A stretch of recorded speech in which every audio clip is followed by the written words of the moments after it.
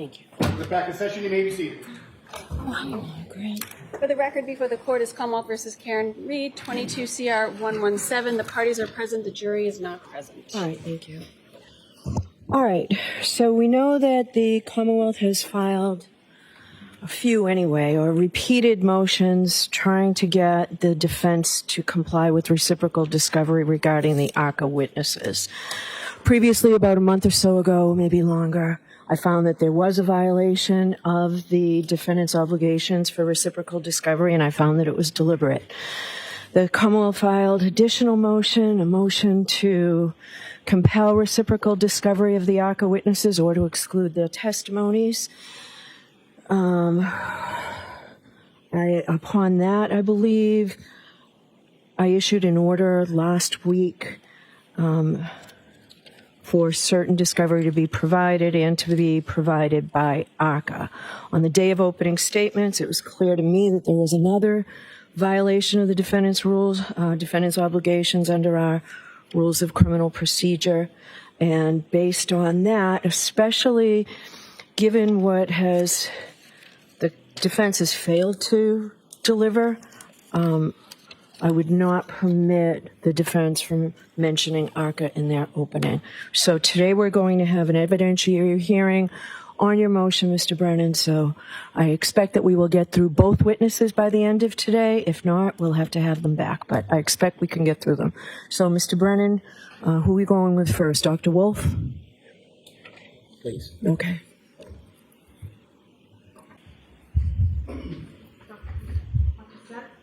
Face the clerk and raise your right hand. Solemnly swear that the testimony you shall give to the court in the matter now in hearing shall be the truth, the whole truth, and nothing but the truth, so help you God. Yes. Thank you.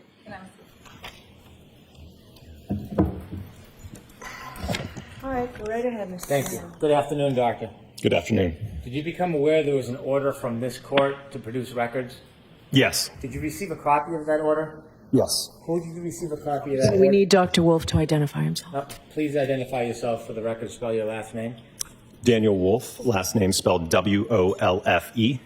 Who did you receive that order from? I believe it was in an email forwarded from Miss Little. Did you read it? Yes. Did you understand that there was a request for certain communications? Yes. Did you understand that you were supposed to turn those records over to the Superior Court? Yes.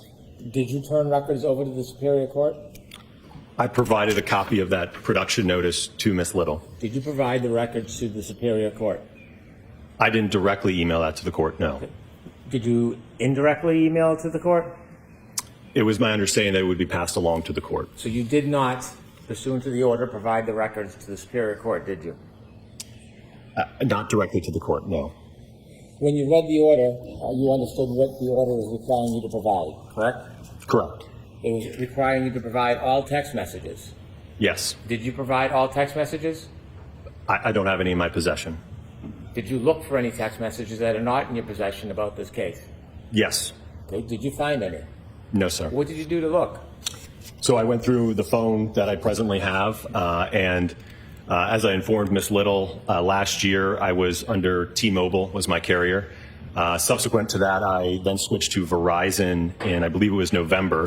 So I made an effort to contact T-Mobile as well as get access to my T-Mobile account hub. Unfortunately, I was unable to get access to it or get any records prior to, or at least from my T-Mobile carrier. Then I went through my Verizon records that I have from 2025. I could only go back 3 months, and I provided those records. How about emails? You didn't change email carriers, did you? No, sir. Did you provide all your emails from when you first were contacted by the defense? Yes, sir. And you provided every one of those emails to who? It would have been in the file that I put together for the production. How many emails did you find between you and the defense? I'd have to look at the order, but it was probably 6 to. Are you talking about present day or just from last year? Anytime. It was probably around a dozen or so. Who did you correspond with by email on the defense? Again, can you specify a time frame? At any time. Who did you correspond with by email on the defense? It would have been Mr. Jackson. Miss Little might have been on one of those emails. There might have been a couple other members. I don't remember off the top of my head. Well, how about Ms. Reed? I don't believe she was on any of those emails. You've never emailed or been on a correspondence with her by email?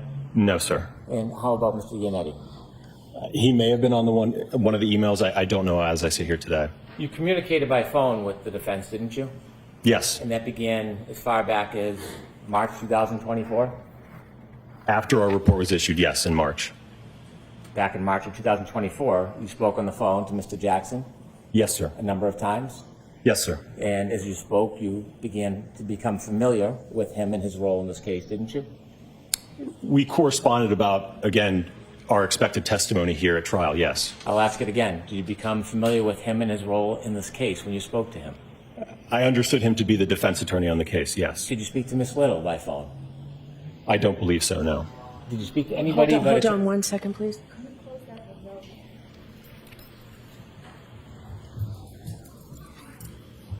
Thank you. Did you speak, pardon me, did you speak to anybody other than Mr. Jackson about this case before the first trial? I don't believe so, no. Did you speak to anybody since then on Yes. the defense team? Who? I believe Miss Little and Mr. Alessi. Okay, and how about Miss Reed? No, sir. Did you ever have any conversations that weren't on a regular telephone? You ever Zoom? Yes, we have had, I believe it was a Zoom or a Teams meeting. We've had a couple. When was that? That would have been more recently to go over some of the testing that we've done. Did you ever have any Zoom meetings before the first trial? No, sir. Did you ever have any group conferences before the first trial? I don't believe so, no. Were you ever on the phone before the first trial in a conversation where you and Dr. Rentschler both were on the call? There may have been an instance of that. I just don't recall. Well, think back. I don't recall. At some point, you were contacted by Mr. Jackson and you decided or you learned that you may be part of this case as far as a witness? Yes, sir. When you learned you were part of this case, did you have contact with Mr. Jackson before you testified at the voir dire? Did I have communications with him? Yes. Yes. And in those communications, you spoke about your role? I think we spoke about logistics and coordinating my arrival here for the voir dire and certainly the trial. Well, when you spoke on March 20th, 2024, didn't you talk about more than coordination of logistics? I'm sorry, what was the date? March 20th, 2024? So I believe that would have been the very first phone call that I had with Mr. Jackson. Right. Was that more than about logistics? Well, I think we were trying to figure out what should we do. I will note that this was a very abnormal situation for me, being involved in a federal investigation and then ultimately being called as a witness. Well, I'm trying to answer your question. But you're not. Did you talk about more than logistics? So, are you finished with your answer, Dr. Wolfe, or are you still answering? I was still trying to answer. Go ahead, finish. Thank you. So as I mentioned, again, the situation was abnormal. I didn't know if we could get involved. I didn't think Mr. Jackson knew we could get involved. In terms of a path forward, would we be able to do more work? Could we review additional material? How could we work together moving forward? There was a lot of unknowns, so there was a lot of uncertainty. You done? Yes, sir. Did you talk about more than just logistics? No, sir. Did you talk about fees or structures? I described to him our typical procedure when we intake a criminal defense case, right? There's typically a contract and retainer associated with that. So I described our normal procedure that takes place, yes. So you talked about fees and scheduling and costs, what you charge. I did talk about, yes, the contract and the retention letter. When you talked about that contract, there was a discussion, wasn't there, about them hiring you, paying you, or retaining you? Potentially, again, I prescribed our standard procedure. Why was it you were talking about fees and schedules if you didn't think that you were potentially going to get hired? Again, I prescribed our normal operating procedure. I had no idea how it was going to work moving forward, which is why ultimately, immediately after that phone call, I contacted the Department of Justice to get clarification on that. We'll get to that, but I'm asking you specifically, why were you talking about fees and scheduling and being paid at that point? Objection, Your Honor. I'm going to allow it. Again, because Mr. Jackson was interested, I believe, in calling us to testify at trial. So I explained to us the normal process. When a client reaches out and wants to engage us for trial testimony, that's typically, again, the procedure that we prescribe at ARCCA. So that's why I had that explanation to him. So you were talking to him about details about potentially being hired. Isn't that fair to say? I don't know about being hired. I think, again, him utilizing us in the trial as expert witnesses. Well, 'Cause what's the difference between him utilizing you and paying you for that utilization and him actually hiring you? What's the difference in your mind? Well, I think there is a difference because ultimately, after I got clarification from the Department of Justice, they indicated that they could not, the defense that is, sign any type of contract. There could not be any type of agreement or retainer. I'm not asking what you determined later. I'm talking about the conversation you had on March 20th, 2022, when you were speaking to Attorney Jackson. That's what I'm talking about, okay? Understand? I don't know that I understand your question then. Okay. When you had a conversation on March 20th, 2022 with Attorney Jackson, you discussed potentially being hired, paid, compensated by Attorney Jackson or the defense for this case, didn't you? We did, like I said, I did explain to him our typical operating procedure when a client reaches out for trial testimony. I went over that with him, yes. I'm not talking about a client, I'm talking about this client. Did you talk about them potentially hiring or retaining you for work in this case? That's the question I'm asking you on March 20th, 2022, not the 22nd, not the 24th. March 20th, 2024. Did you speak to Attorney Jackson about them potentially retaining or hiring you for this case? I spoke to him like I speak to any other client that would be interested in calling us as a witness. Okay. And so after you spoke to them, you spoke to representatives of the United States Attorney's Office, and you wrote an email back saying that you were going to put the conversation on hold. Is that fair to say? Correct, until I got clarification from them. And at some point it was on hold, right? At some point it resumed. Yes. When was that? That would have been towards, I believe, the end of April. The end of April.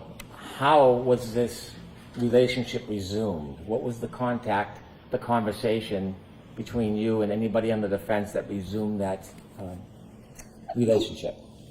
I think that I reached out to Mr. Jackson. Like I said, I think it looks like about a month had passed, and I had let him know that I had spoken to the DOJ and got clarification on moving forward. So in April of 2024, you reached out to the defense and said that you had permission or a green light to move forward in the relationship with the defense in this case. I had clarification from the Department of Justice, yes. And that clarification allowed you then to work with the defense on this case. Not work with, we could be called on the defense's behalf to testify. And for that matter, the Commonwealth could have also contacted us and utilized us at trial as well, if they should, please. So when did you become an advocate for the defense? Interesting. Do you feel like you're an advocate for the defense? No, sir. Are you sure about that? Sir, I'm on the science and the analysis that I've done. That's the side that I'm on. You sure are. Because after that 424 call letting them know that the United States Attorney's Office gave permission for you to be called as a witness, you called them again that day, didn't you?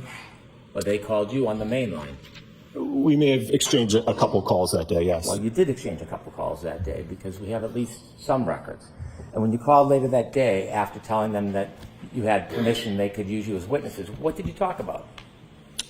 Do you have the records that I could take a look at just so I could see what you're referring Do you to? remember having calls after you called Attorney Jackson and said you had the green light from the U.S. Attorney's Office? Do you remember having further calls that day? I think we had a couple brief conversations, yes. Okay. When you think about it, do you remember them, or are you just saying you think but you don't know? I don't remember. I remember that there was one conversation, I believe in early May, that I had with Mr. Jackson, in which we engaged in a conversation where I gave him more information about my background, who ARCCA was as a whole.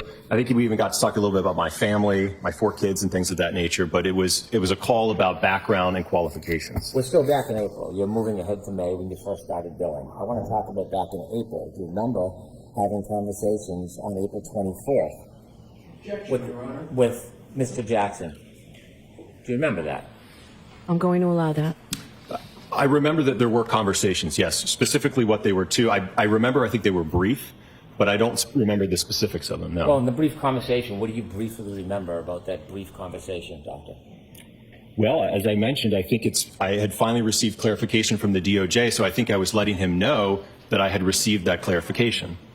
Well, sir, you said that that was the first call. There were more than one call. There was then 2 calls to the main line. What did you discuss with him during those calls?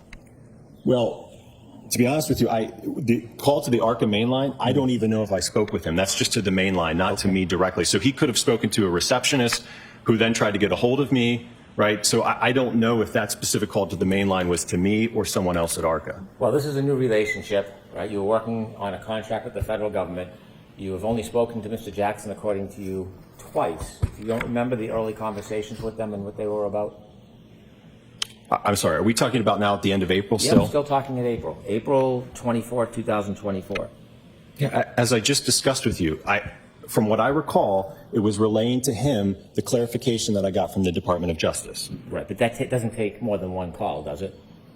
I don't know. He may have been in court. There might have been some phone tag. I don't know, sir. Well, there was a 9-minute call on April 24th, and then there's 2 calls to the ARCCA main line, 3 minutes and 2 minutes. Do you remember any of those calls? Again, when you say 3 minutes and 2 minutes, that makes it sound like, in all likelihood, he contacted the ARCCA main line, got a hold of a receptionist or my project manager, and couldn't get a hold of me. Are you just making that up, or that's what happened? Sir, that is my best guess. I don't recall from a year ago. We're not asking you to guess. I'm asking for your testimony. That's what I recall, sir. Do you recall him calling a secretary on the main line? That's what you recall? He very well could have. I just don't know, sir. But you're making a representation that you recall him using a secretary in the main line. I'm asking what you actually did and actually said. Do you remember speaking to Mr. Jackson, Mr. Jackson or anybody on the defense team after that initial call back on April 24th, 2024? Do you remember those 2 phone calls? Objection, Your Honor. So let's get an answer. I don't remember those phone calls specifically, no, sir. Next Okay. next Do you question. remember the phone call on April 30th, 2024? Do you remember that one? I don't remember that call, sir. Do you remember the call on May 1st, 2024? I don't have the records in front of me, but was that a longer call by any chance? It was 40 minutes long. Okay. Yep. So then, yes, as I just described earlier, that would have been the call in which I went over with Mr. Jackson a little bit more about ARCCA, my background, my education, qualification, the kind of casework that I do, things of that nature. And did you discuss issues regarding this case? No, sir. So during the 40 minutes you spoke, you never discussed any of your findings that had already been made. No, sir. You had never discussed any of your testing in this case during that 40-minute conversation. No, sir. And it was all laid out in the report that was issued in I February. understand the report. I'm asking you, did you have any conversations about it with the defense?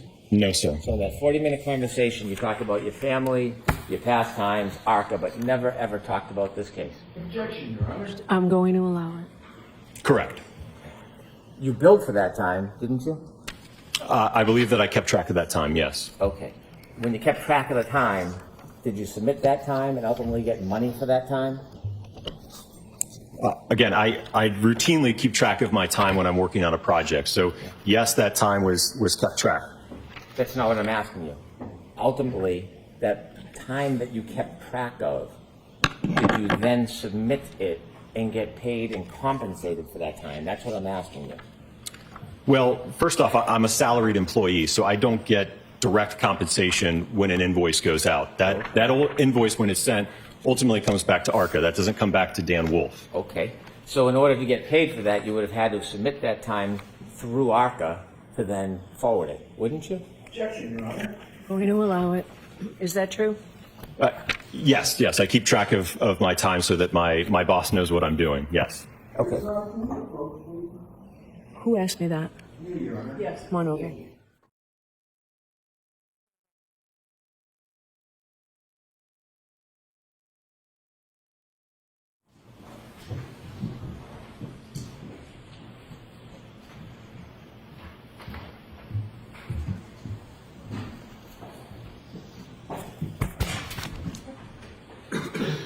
Doctor, again, to focus you, we're on May 1st, 2024. May 1st, 2024, you had a conversation with Attorney Jackson. Correct. And at some point, did you submit the time you spent and forwarded it so that that could be billed? Yes, and I will note that all of that time was actually tracked under the same project number that the work that was done for the Department of Justice was under. So at the time you had that conversation, you were keeping track of hours, correct? Something I routinely do, yes. And do you know who ultimately paid that bill for that day, May 1st, 2024? I know now that it was the defense, yes. Now, when you billed, did you bill for the entire conversation? I don't know. You said most of the conversation was background, talking about ARCCA, talking about your families, Yes. right? Do you typically bill clients when you're spending time talking about families? Again, that wasn't the entirety of the conversation. I think you just briefly asked me about my Oh, family. now it's brief. Okay. Objection, Your Honor.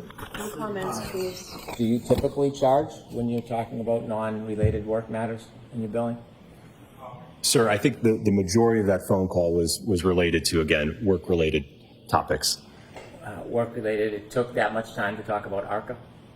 And my background, certainly. Yeah, okay. And how much was the majority? Sir, I don't know that I can parse it out in individual segments or minutes for you. And so after that May 1st conversation, did you communicate with the defense before June 9, 2024? I don't believe so. I think from what I recall, next up was, I think, the voir dire.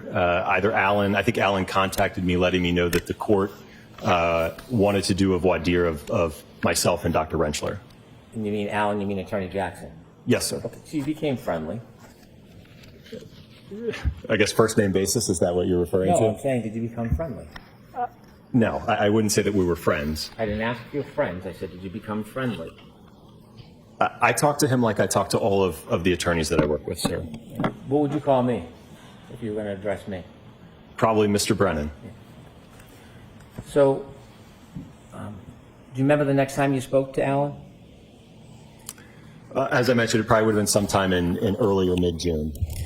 Going into June, you were keeping track of all your communications with Attorney Jackson or anybody from the defense, weren't you? I don't know if you mean, what do you mean by keeping track? Well, do you have a folder where you make notes when you have communications with an attorney and discuss issues?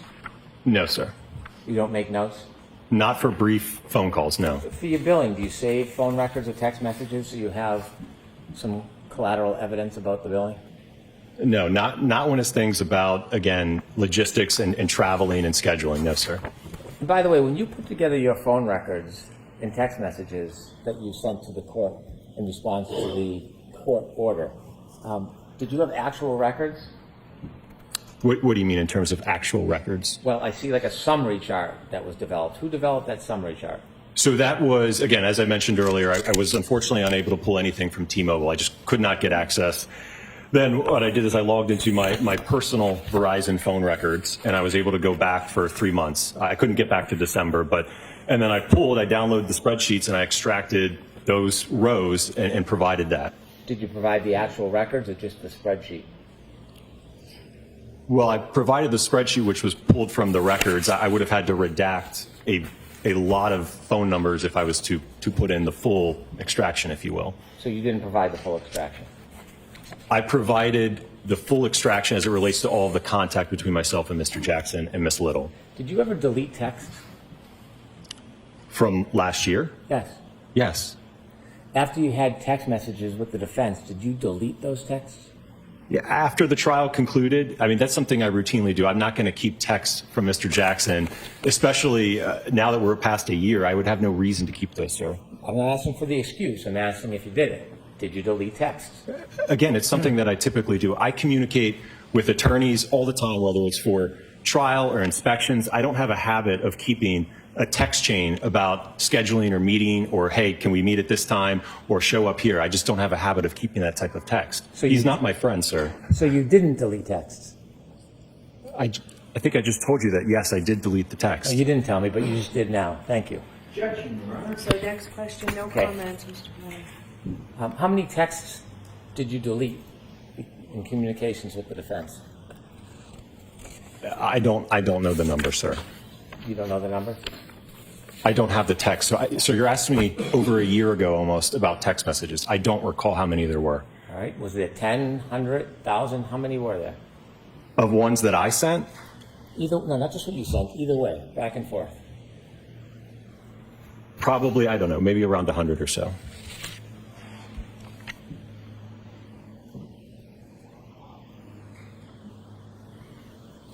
And when did you delete those over 100 texts between you and the defense?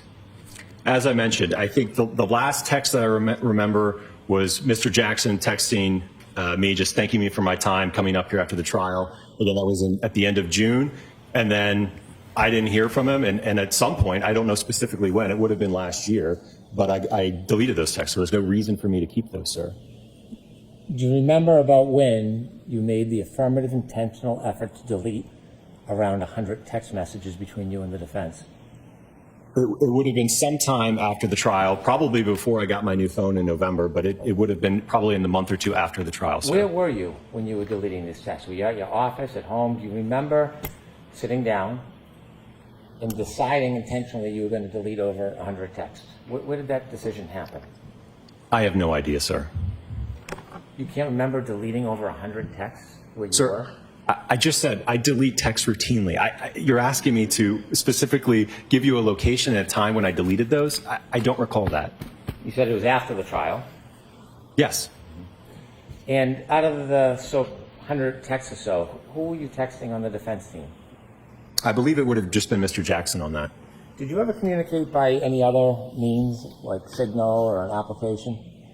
During the time of the trial? Anytime. Yes, sir. With the defense? Yes. Is it typical for a biomechanical engineer to use an application like Signal to talk to an attorney on a case? Sure. You know the benefit of Signal, don't you? I mean, it's a messaging platform, yes. Well, it's an encrypted app, isn't it? What was that? Encrypted? I don't know, sir. It keeps no record of the communication when you use an application like Signal, does it?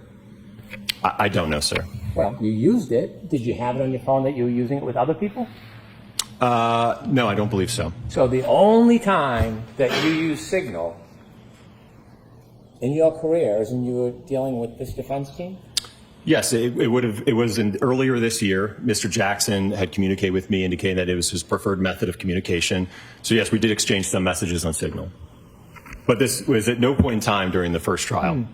Using the Signal app, was that your suggestion?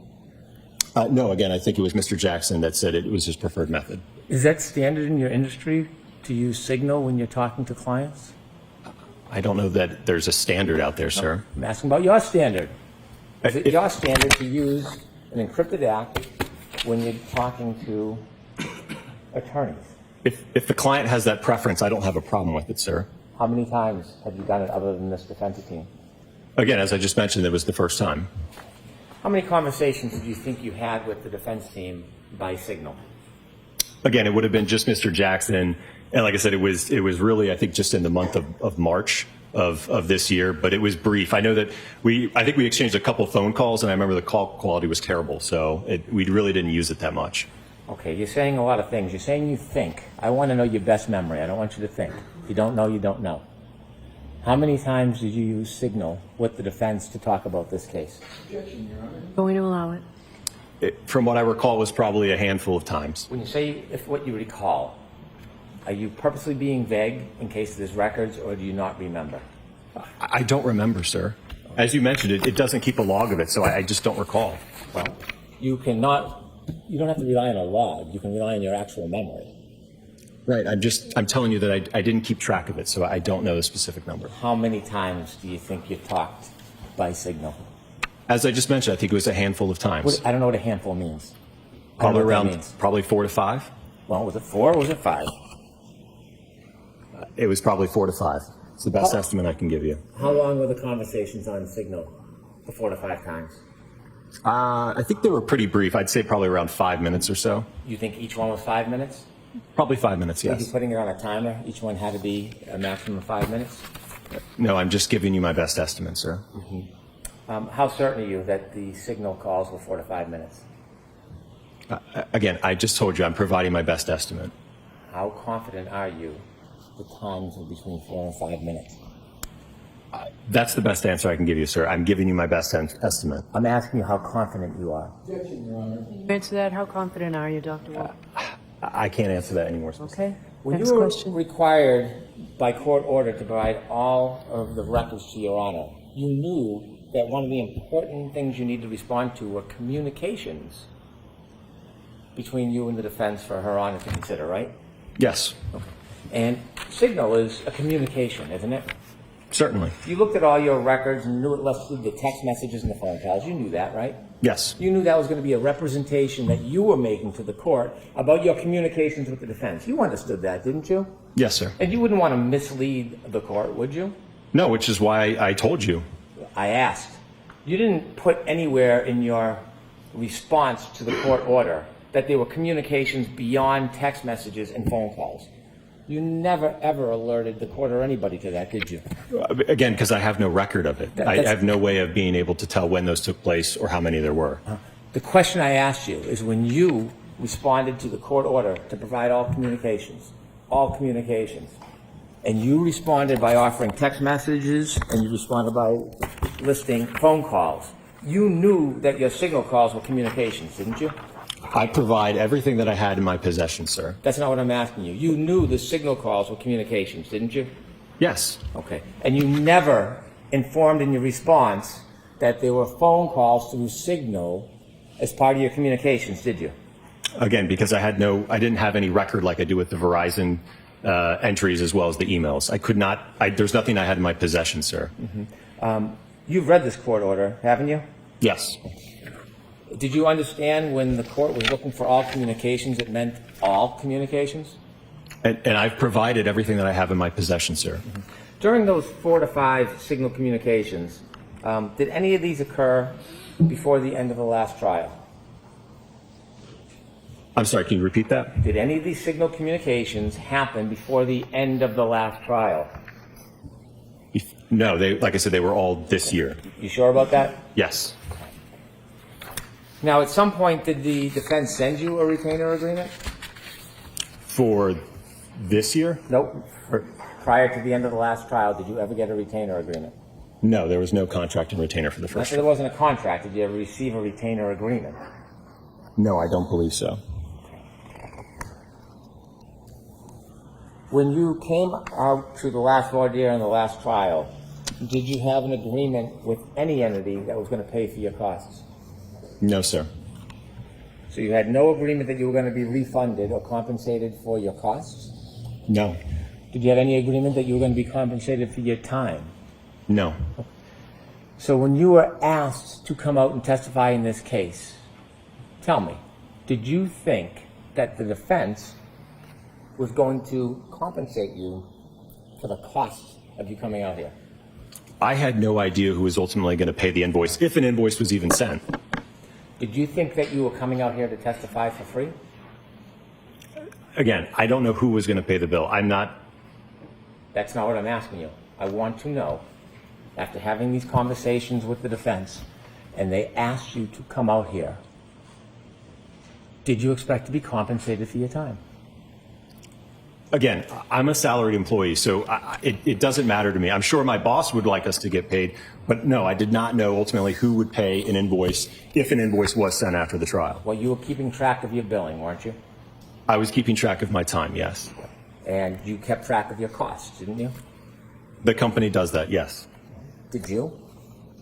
Again, I enter my time so that the company can keep track of my time, yes. When you came out here and made travel arrangements, did you have any conversations with anybody from the defense? About the travel arrangements? Yeah. Yes. And as far as the travel arrangements, who on the defense was trying to help you with travel arrangements? I believe it was Mr. Jackson.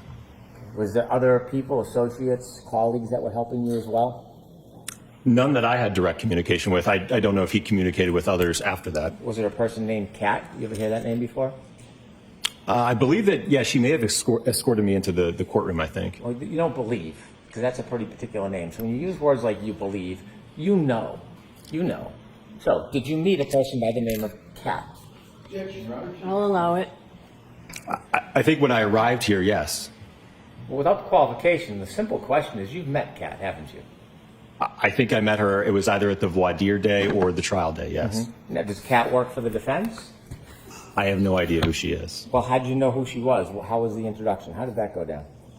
I just mentioned, I think she escorted me here to the courtroom. Escorted you from where?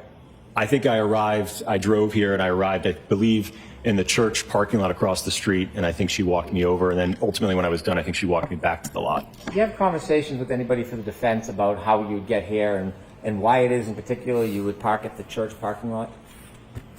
Because I had no idea where to go. But who told you where to go? Like I mentioned, I communicated with Mr. Jackson, who provided that information to me.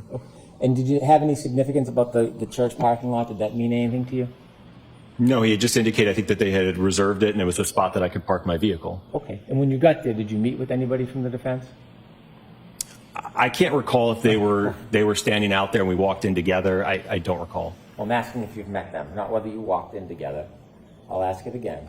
When you arrived after these plans were made, did you meet with the defense before you came into court?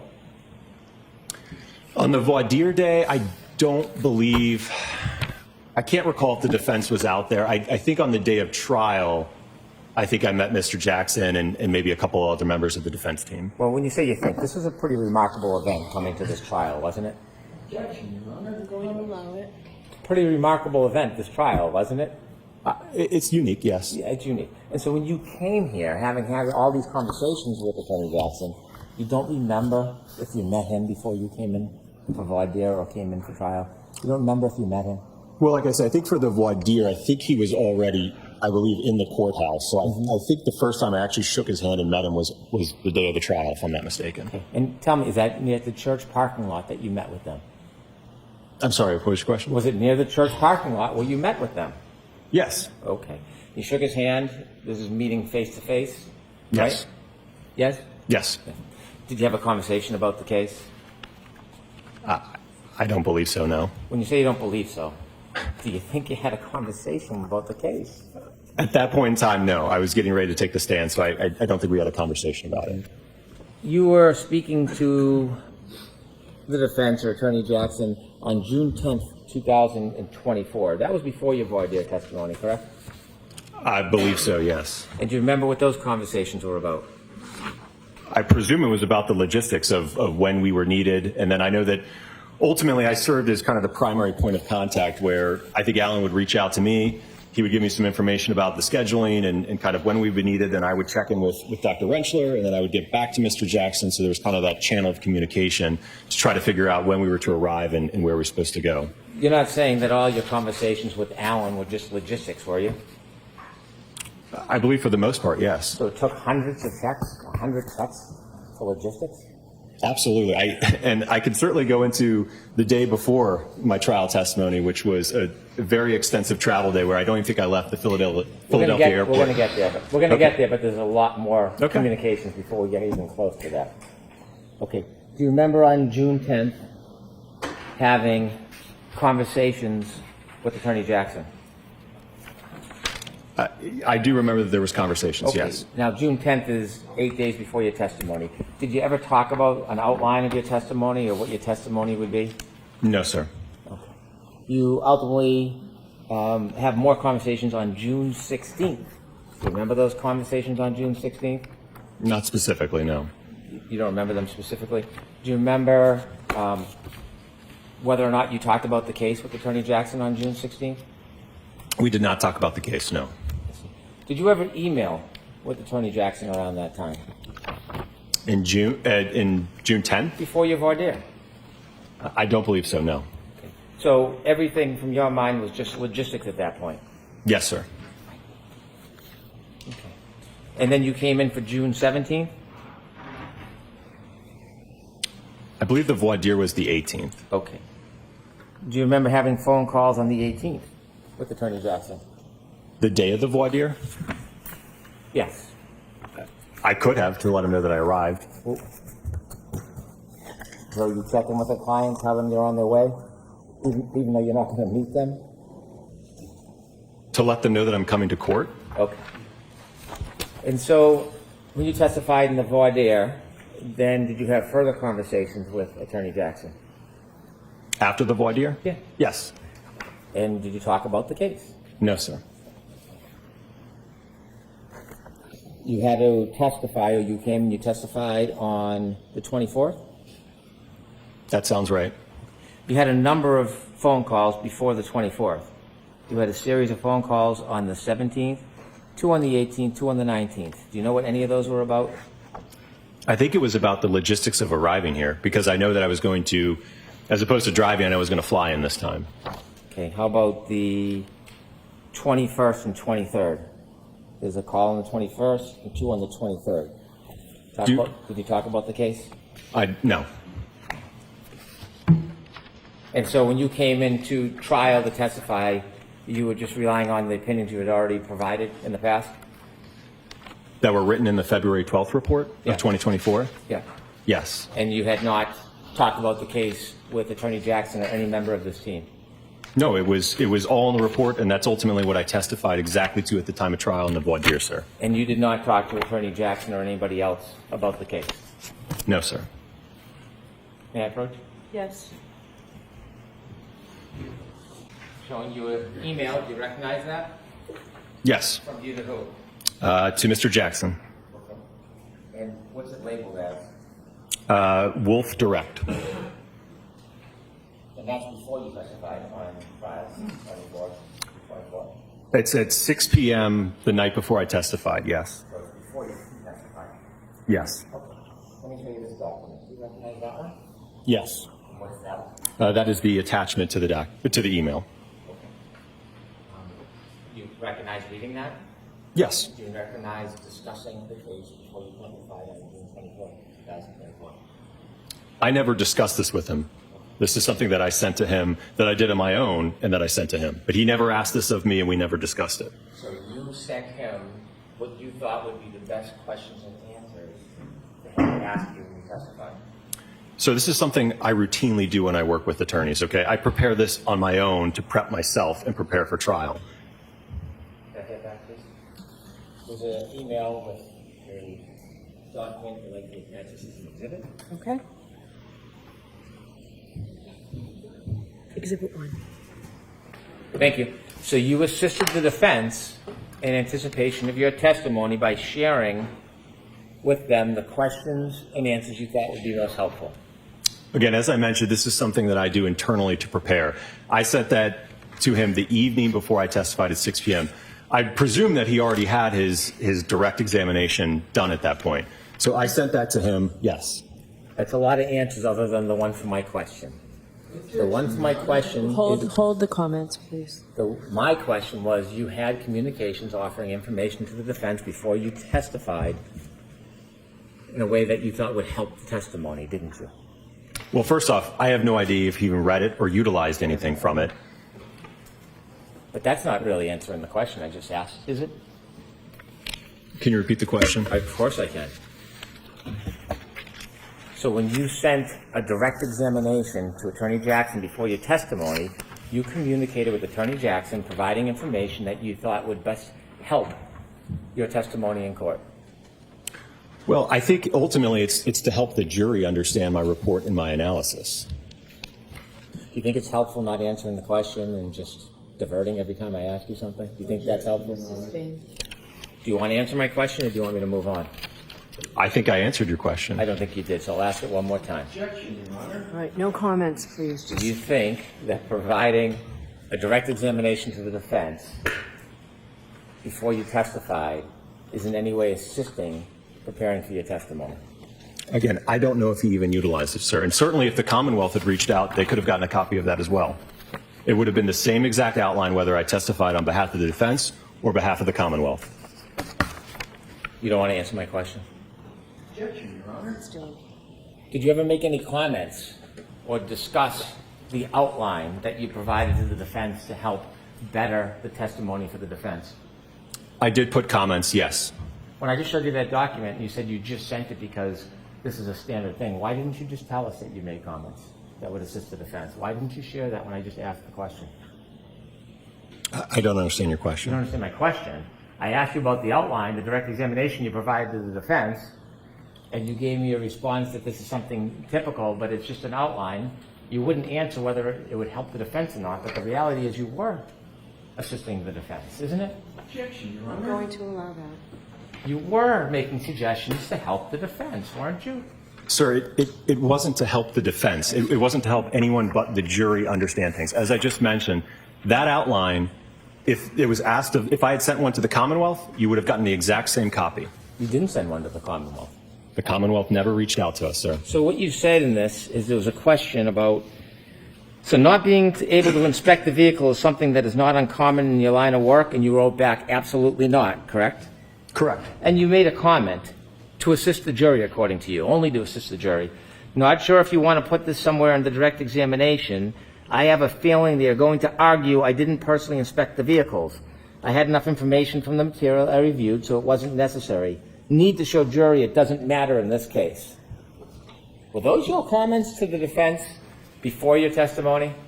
Absolutely. And it would have been the same argument probably from the defense if you had called me a witness about not being able to inspect the vehicle. I wanted the jury to have an understand that for the analysis I undertook, it did not matter that I did not physically inspect the vehicle, sir. So when you're telling us here, under oath, before this court, that you did nothing to assist the defense, you do not think that you making these suggestions on how to better the testimony for the defense, you don't think that's helping the defense? No. Okay. You said, not sure if you want to put this somewhere in the direct examination. So you're making suggestions to the defense about what you think could be helpful in the direct examination, correct? Sir, there were never any conversations between me and Mr. Jackson about what questions to ask, what not to ask. Again, I prepared that internally on my behalf and sent that to him. Whether he utilized it or not, I have no idea. Not my question. Not my question. What I'm asking you is when you wrote to the defense and said, not sure if you want to put this somewhere in the direct examination, Yes, slow down. sorry, when you wrote and offered, unsolicited according to you, to the defense, not sure if you want to put this somewhere in the direct examination, weren't you trying to help, sir? I don't believe so, no, sir. And then when you wrote, I have a feeling they are going to argue I didn't personally inspect the vehicles, who's they? Well, it would have been the prosecution in this case. But you're not taking sides, you're totally objective, right? Sir, that is a question that's routinely raised when I testify about whether or not we inspected the vehicle. So I know it would be a potential issue that would be raised by either side. So you were alerting the defense that you thought that this may become an issue, weren't you? It was more or less to make sure the jury had an understanding that because I didn't physically inspect the vehicle, it did not matter for my analysis, sir. I wanted to make sure the jury understood that. Don't hide behind the jury. I'm talking about your communications with the defense. I'm asking you specifically about your conversations with the defense. That's two questions. Ask one question. You wrote, I have a feeling they are going to argue I didn't personally inspect the vehicles. That's what you wrote, correct? Objection, Your Honor. The tone is argumentation. Did you write that? Yes. Right. And when you said they, you're referring to the opposition, the Commonwealth, correct? Correct. Right. And you offer an explanation or a way to deal with what the Commonwealth may confront you with, don't you? You make a suggestion to help the defense, don't you? Again, it was to help the jury understand that because I did not physically inspect the vehicle, it did not matter for my analysis. That was the point I was trying to make. I had enough information from the material I reviewed, so it wasn't necessary. Need to show the jury it doesn't matter in this case. That's what you wrote. Right. Need to show the jury. Yeah. That's what I was trying to make sure that that point was understood, to the jury. In your collaboration with the defense, that's not all you wrote, is it? You gave them discretion about things that you should or shouldn't say in front of that jury who you say you want to hear everything. Didn't you? There were other comments, yes. If you want the jury to hear everything, you wouldn't be relying on the defense to tell you what to say and not say, would you? I don't know if I understand your question. Okay, you'll understand if I read this. Number 19. Would it be fair to say that because you do a lot of nighttime visibility work, your cases frequently involve pedestrians? You remember that one? Yes. And then you wrote back, yes, unfortunately there is a direct correlation between the time of day and pedestrian fatalities. You remember that? Yes. Statistically speaking, most pedestrian fatalities occur during the evening and night hours. You remember that? Yes, sir. So my specialty in the area of lighting and human factors results in a lot of my cases involving pedestrians. Yes? Yes. And then you defer to the defense, not the jury, trying to give the full story to the jury. Do you defer to the defense in exercising discretion on what you will or will not say to the jury back then? Well, allow me to explain, if you will. I'm asking you a question. Let me explain. No, I'm asking you, did you defer? Answer the question first. Did you defer to the defense on what information they wanted you to put in front of that last jury or not? I didn't defer to them. The reason for that comment is a few reasons, sir. Let me read it, and then you can give any explanation you want. Hold on. Question, Mr. Brennan, You and said- then you answer, Dr. Wolfe. You said, if you don't want me to say this, that's fine. Are those your words? Yes. Allow me to explain. Because, for one, I want the jury to have an understanding, again, the jury to have an understanding of my background in lighting and human factors and how it relates to me seeing a lot of pedestrian impacts, right? So I want them to have that understanding. At the same time, I don't want them to get caught up in a statistic that just because there's more pedestrian impacts at night, that this alleged incident must have occurred because of that statistic. Question 31. Have you been qualified as an expert in court before? And you wrote back, yes. Remember that? Yes. And then you made another comment. Do you remember that? Yes. I realized in my testimony, I said about 20 times when you asked how many times I've been qualified. You were referring to your voir dire testimony, correct? Correct. I misinterpreted your questions, which was my fault, but in looking at my D&T lists, it's 11 trials and 7 depositions. 18 testimonies total, correct? Correct. Not sure if you want me to clear this up or just leave it. Wouldn't you want to clear up a misstatement when you realize you had made a mistake? Wouldn't you want to inform the court, I stated qualifications I didn't have, it was unintentional, but it was a mistake?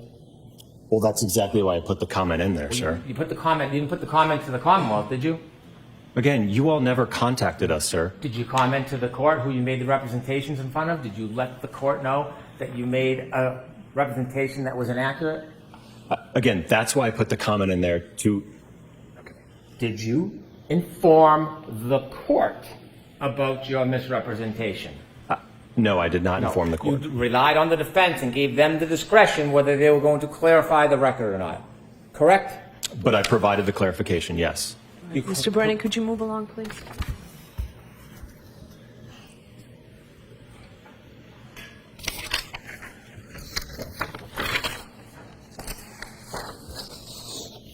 As you sit here today, you don't really know how many communications you had with the defense before your last testimony, do you?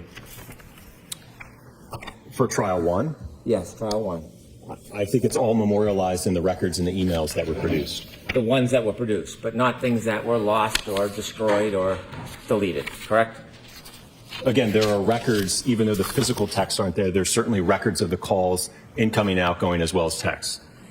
Do you remember when you testified in the voir dire, you were asked that before that morning when you walked into court, you had never met Attorney Jackson face to face?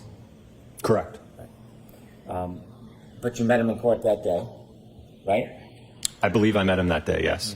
You were asked whether or not you had ever discussed at trial now, after the voir dire, on June 24th, you were asked whether you ever discussed the substance of any of your testimony. Do you remember that? Correct. And so when you shared questions and answers and suggestions by email,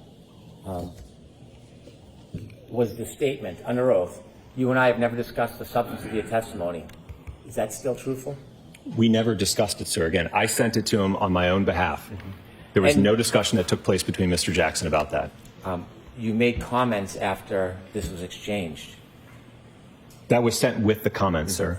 And then you were asked whether you had ever been paid by the defense. You said no.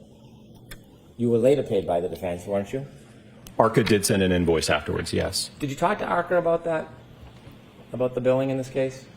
No. You submitted your bill. Yes? ARCCA submitted the bill? Yes. Yes. Mr. Klein, he was involved in the testing you did, wasn't he? Yes.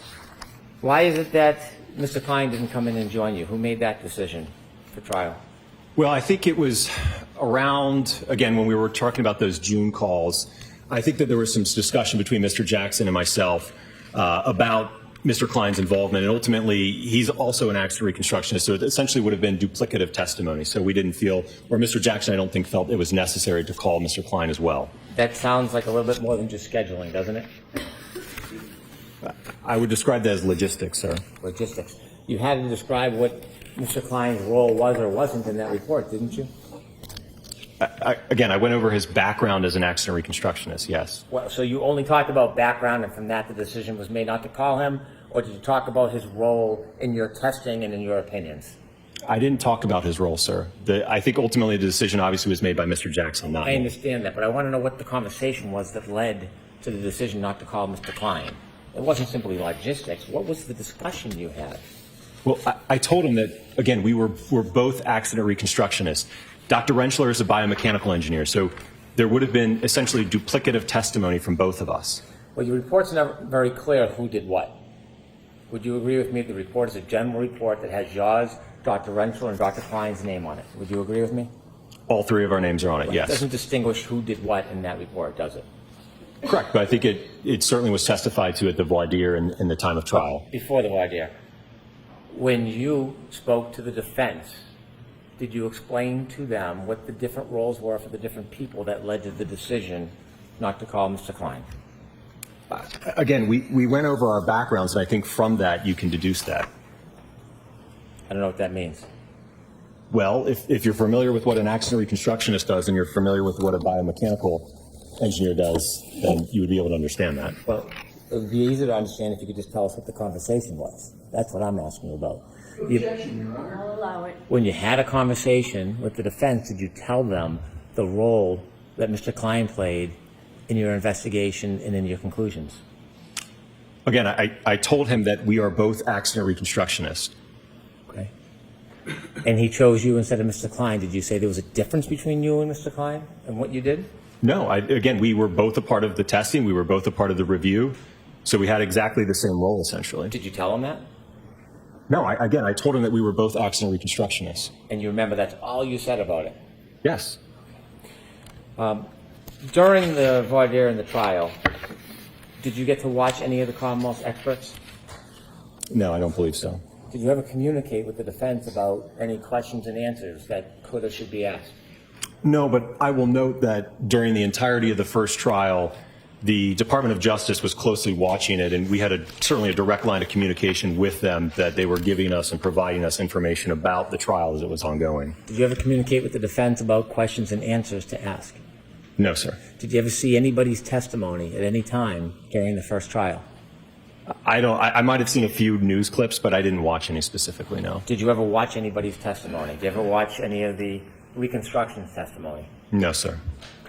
Did you, after the trial, spend any private time with the defense? No, I left town. Okay. You didn't go to lunches or parties or anything like that? No, I went straight to the airport. And, sir, is there any other communications that you've had with the defense that you didn't tell us about outside the texts and the phone calls and the signal calls? Or any other communications that you can think of that you had with the defense? No, sir. I've provided everything I have in my possession.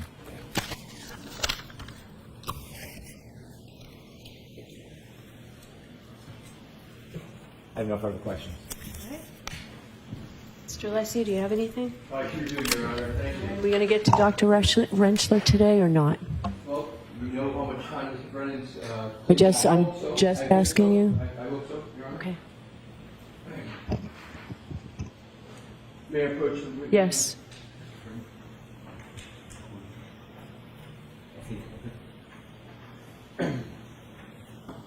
Your Honor, may I approach the witness for the document? Yes. Thank you.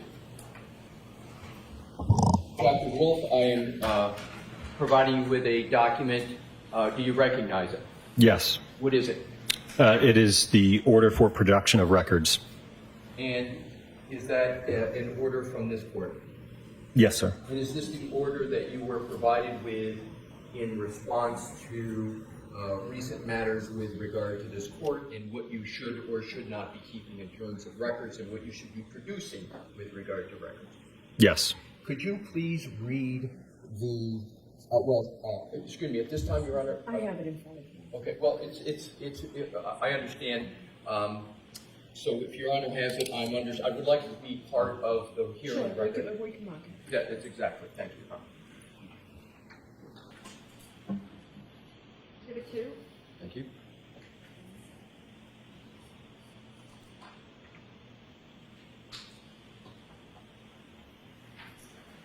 I offered it into evidence, Your Honor. Okay. And I allow the witness to have that. Yes. Thank you. Dr. Wolfe, I realize that the court has a copy of this, but I'd like you to please read the first sentence in the indentation at the top after following. Okay. All records within ARCCA's or its owners, partners, employees, or representatives' possession, custody, or control in whatever format kept that reflect or in any way relate to work performed or contemplated and related in any way to billing, payment, compensation, and or reimbursement of any kind in connection with Commonwealth versus Karen Reed. Did you, and to the best of your knowledge, everyone associated with ARCCA, comply completely with this order with regard to the records that are requested in it? Yes, everything I had in my possession and that ARCCA had in our possession, we produced.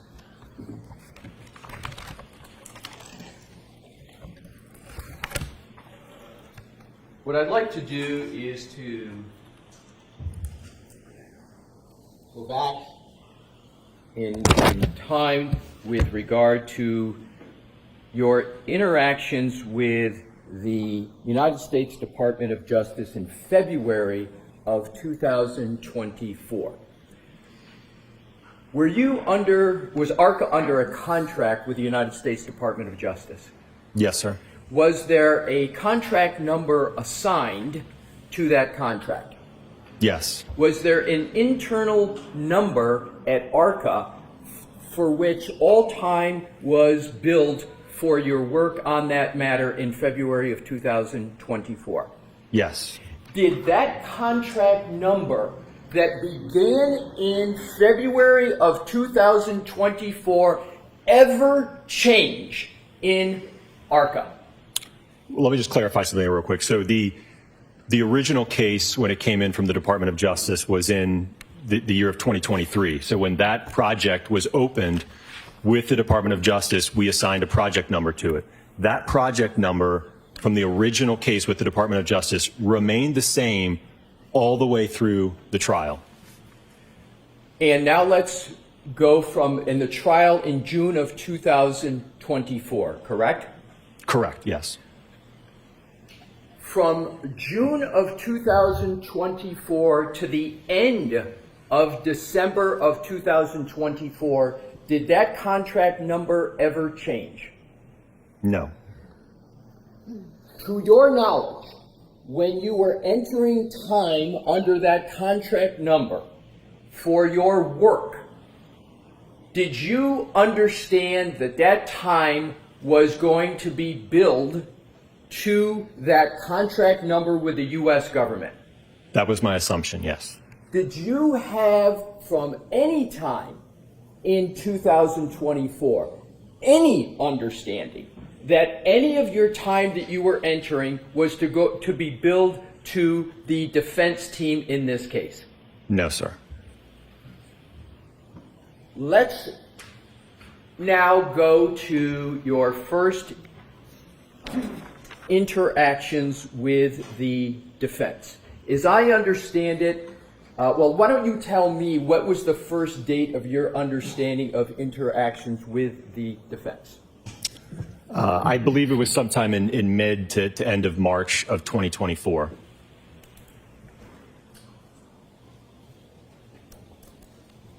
Again, that would have been over a month from when we issued our report to the Department of Justice.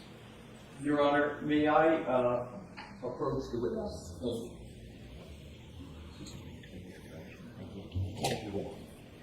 Your Honor, what I have is the entire production that ARCCA made. I think it would ease in terms of the... Sure, he can have it. Thank you. Is that pursuant to the subject of the Honor's permission to answer any of my questions if you need to? Okay. Now, in March of 2024, had your final report been issued, the final report that you prepared for the U.S. government? Yes, that was issued on February 12th of 2024. From February 12th of 2024 until you sit here today, has there been any change whatsoever to that report? No. Have the conclusions in that report stayed the same since it was finalized for the U.S. Department of Justice in February of 2024? Yes, and that was testified to at the voir dire and certainly at the time of trial. Did the defense at any time have any discussions with you about the substance of that report to the United States Department of Justice? No, we had no idea who the defense was or the Commonwealth for that matter. And when you took the stand in the voir dire testimony in the first trial, before you took the stand, did you have any discussions with any member of the defense about the substance of that report? No, sir. Did you have any discussions with any member of the defense before the voir dire testimony other than discussions about background and qualifications? Other than, again, some logistics about how to get up here, where to go, things of that nature. But beyond that, no. Other than logistics, how to get up here, when you were coming, background qualifications, did you have any discussions with any member of the defense of any kind with regard to the report to the U.S. Department of Justice? No, sir. Did the defense ever try to get you to improve or change any aspect of the report you had issued to the Department of Justice? No. At the time that ARCCA was working for the United States Department of Justice, do you know whether ARCCA could have been retained by any other party for any aspect related to the February 2024 report? I'm not sure I understand your question. In 2024, did the federal government prevent ARCCA from entering into any contract with any other party with regard to your report of February of 2024? So we were, again, because we were still under contract with the Department of Justice, we could not have any other formal agreements, contracts, retainers, anything of that nature, because we were still under contract with the Department of Justice. Now let's go to the emails that were discussed with you starting with March 20, 2024, and then the subsequent email of March 22nd, 2024. Okay. Are you there, sir? Yes, I think so. Okay. Well, let's test to make sure. March 20, 2024, 10:49 a.m. from Alan Jackson to Daniel Wolfe. Do you have that? Yes. And that email states in substance, thank you so much for taking the time to get on with the phone this morning. Pursuant to our conversation, please feel free to forward an engagement letter to this email address. I will get that countersigned and returned to you forthwith along with your retainer as required. As of March 20th, 2024, was there any understanding that ARCCA would be compensated by the defense for any aspect of current or future work? No. Was there any understanding or discussion that ARCCA would receive any reward or payment or compensation for any contemplated work with the defense? No.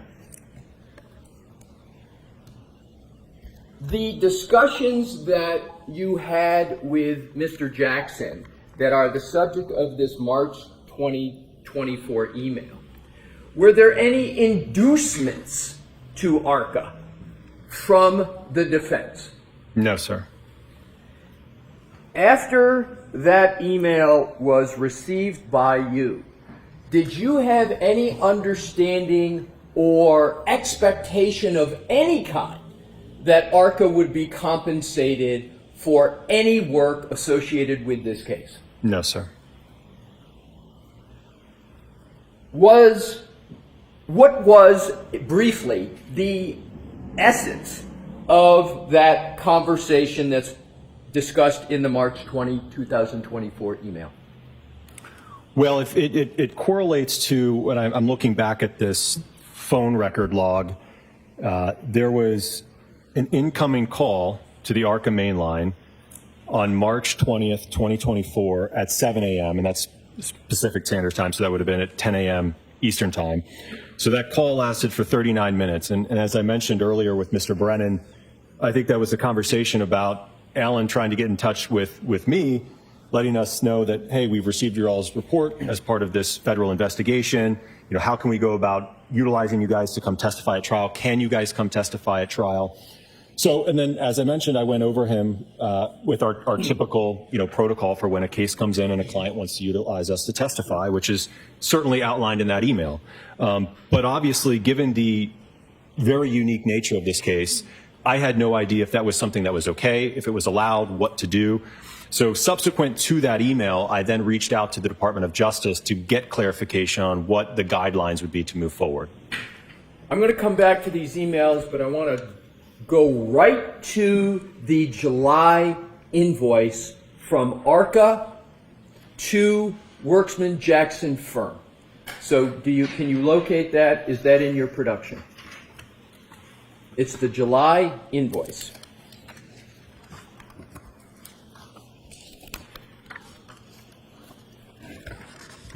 Yes.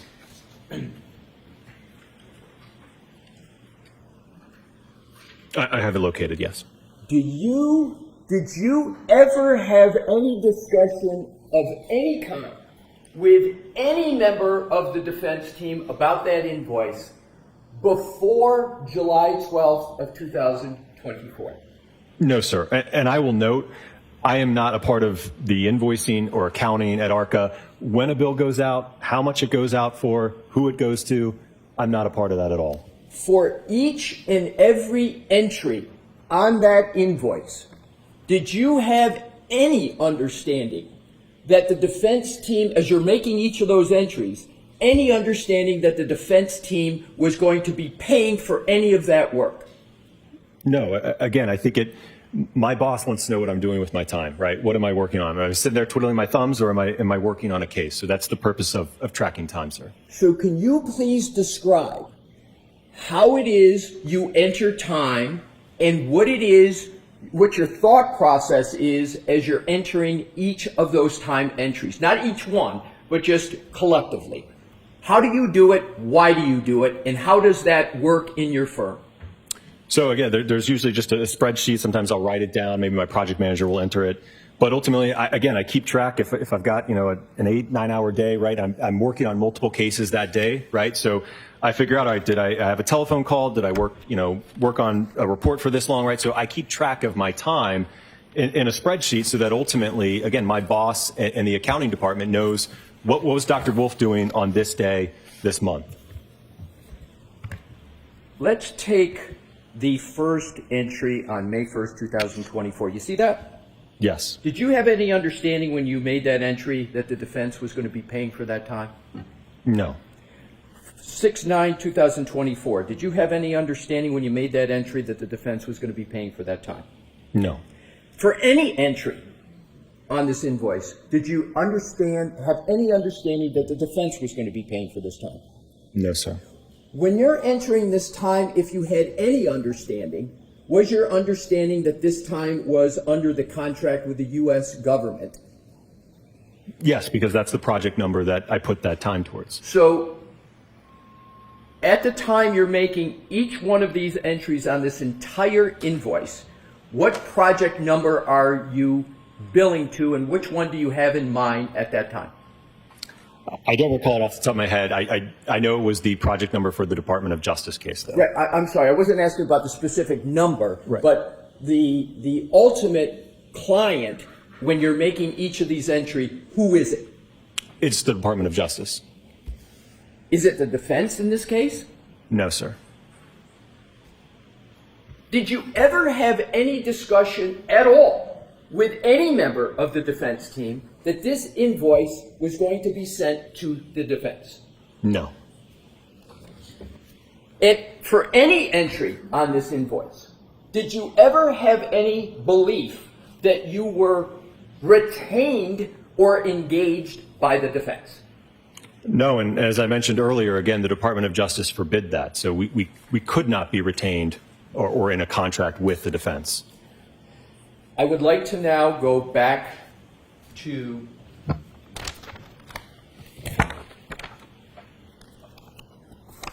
the emails we were talking about. Specifically, we left off with the March 20, 2024. I want to now go to the March 22nd, 2024 email. I'm just going to shorthand that, refer to it as the pause email. What had happened between March 20th, 2024 and March 22nd, 2024? Do you have the tab for that, the email that you're looking at? Sorry. Tab 1, please. Tab, okay.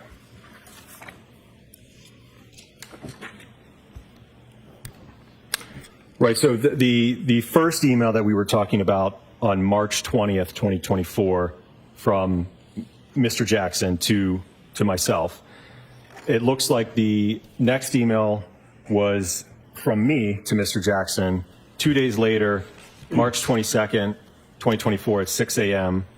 I sent an email saying, "Hi, Alan. Subsequent to our conversation on Wednesday, the U.S. District Attorney's Office has asked that we pause on any further conversation until we receive additional information from their office regarding our involvement moving forward. I will provide you an update when I have it." So what it sounds like, and from what I recall, is that between March 20th, 2024 and March 22nd, 2024, I had reached out to the U.S. Department of Justice and the U.S. Attorney's Office to get clarification on, again, moving forward with potentially testifying in the case. And what did the United States Department of Justice tell you? They said to wait basically until they internally figured it out. So what was your conclusion from that conversation as to whether you could do any work on this case at that point? At that point, I didn't even know if we were going to be allowed to testify. I know that from my conversation with the Department of Justice, I knew that there was a great deal of confusion on their end on whether or not, as expert witnesses involved in a federal investigation, if we would be even allowed to testify in the state matter. So their legal teams were trying to, I think, figure out what the road forward looked like. And were you entering time under that U.S. contract matter in March of 2024? Yes. And do you know where that time was being billed to? It would have been the same project number as the Department of Justice one. That time was not, to your knowledge, being billed to the defense, was it? No, again, there was through the entirety from, again, when the case from the Department of Justice came in 2023 till the trial concluded, all of the time was put to that one project number. In March of 22nd of 2024, was any engagement letter sent to the defense? No. As of March 22nd, was there any retainer sent to the defense? No, there was never a contract or retainer sent to the defense in 2024 at all. So in terms of the discussion in the March 2024 email about engagement letter and retainers, were any of those ever sent? No, we were not allowed. And let's go back to that discussion of March 20th about engagement letter, retainer letter. Was that discussion where you were talking specifically about what you were going to do with the defense in terms of that relationship, or was it a general specific type discussion of the policies and billing procedures of ARCCA? Certainly, as is alluded to in the email, I prescribed to him our typical operating procedure for when a case comes in. But again, I remember part of that call, there was a great deal of confusion about what do we even do from here. So as of March 22nd, 2024, can you just briefly describe whether there was any further activity at all by ARCCA with regard to the defense?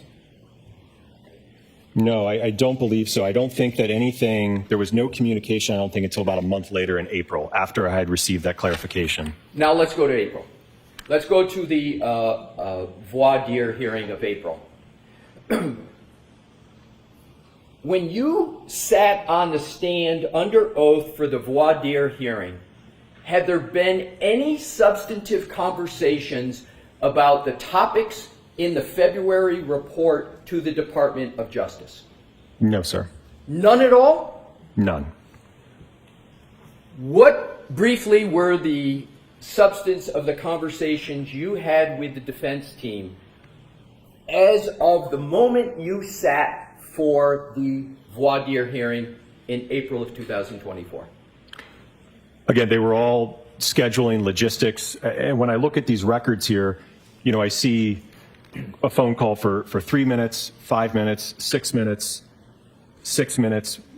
There's a few that are for 1 minute, which I think, again, we were just playing phone tag. But again, these calls are very short in nature. So again, it was just trying to figure out. I mean, obviously, I know that this was a large trial, a lengthy trial, a lot of witnesses, things are fluid. So I know that Alan ultimately, I think, would reach out to me.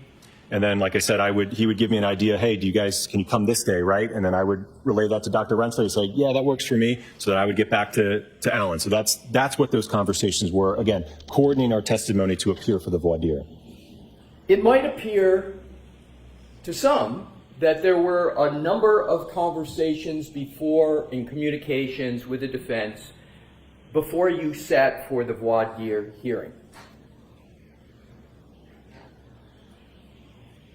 Were those conversations about logistics, background and qualifications, or did those conversations entail other topics?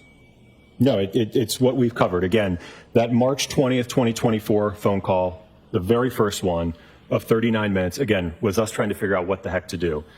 The May 1st phone call, which was 40 minutes, again, was me going over my background, the work that I do, my qualifications, education. Other than that, there are very short phone calls, like I said, of 6 minutes, 3 minutes, 1 minute, 9 minutes, right? And again, that was in preparation to appear in terms of scheduling, logistics, timing for the voir dire.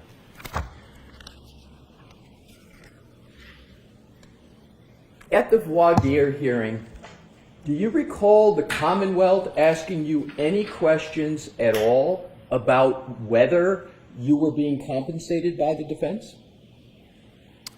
I don't recall a single question by the Commonwealth on that, no.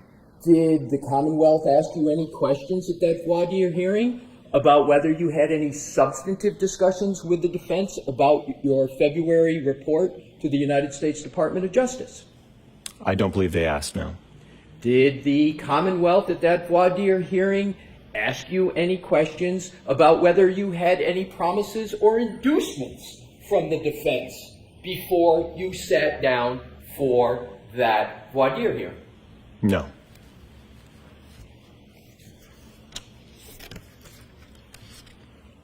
Now let's go to the next tab with regard to the outlines that you were asked on direct examination by Attorney Brennan. You've described this situation, well, you described how it is you viewed this situation. You'd ever been in this situation before where you're under contract with the federal government, there's rules of the road, so to speak, as what you can do, what you can't do, and then you've got a private defense team. Have you ever been in that situation before? No, I think it's truly one of a kind, and I don't know that that'll ever happen again. And have you ever been in a situation like that since? No, sir.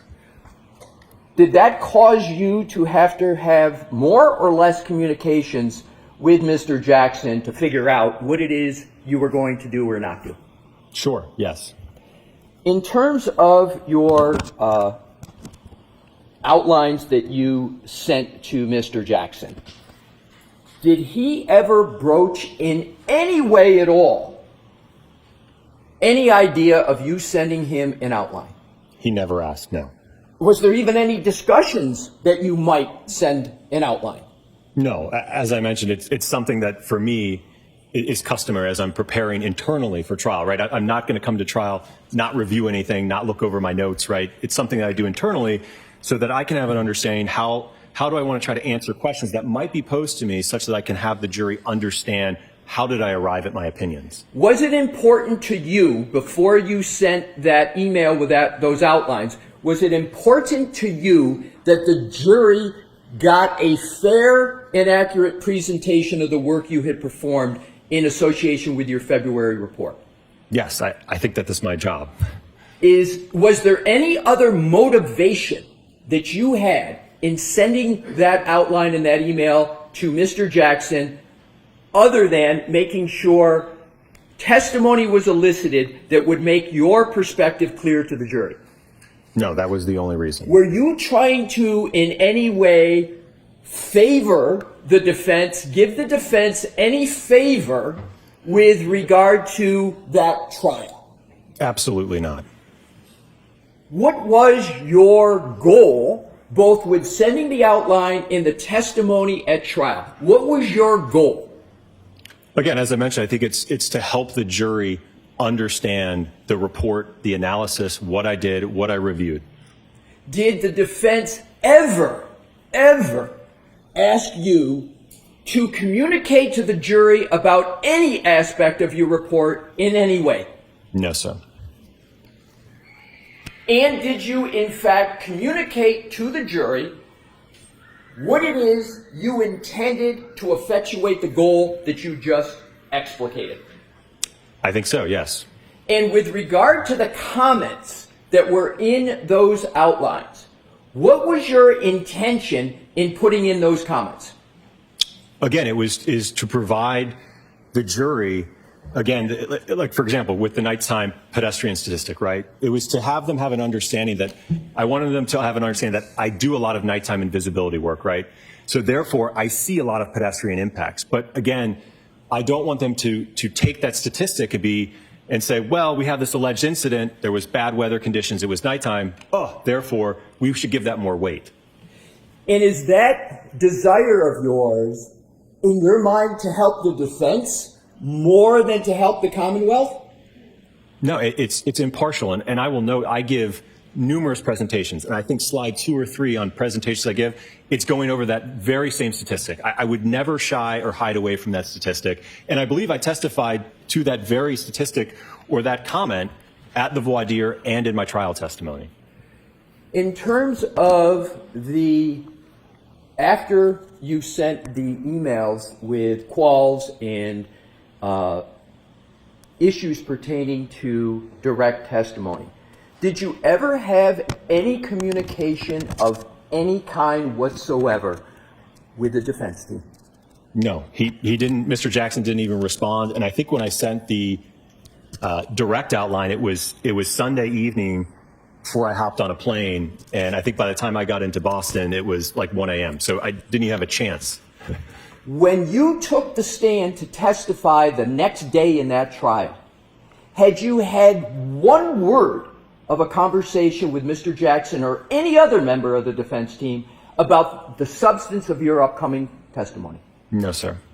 So you went and sat during that trial and gave testimony to the jury without ever having talked to a member of the defense team about the substance of your February 2024 report?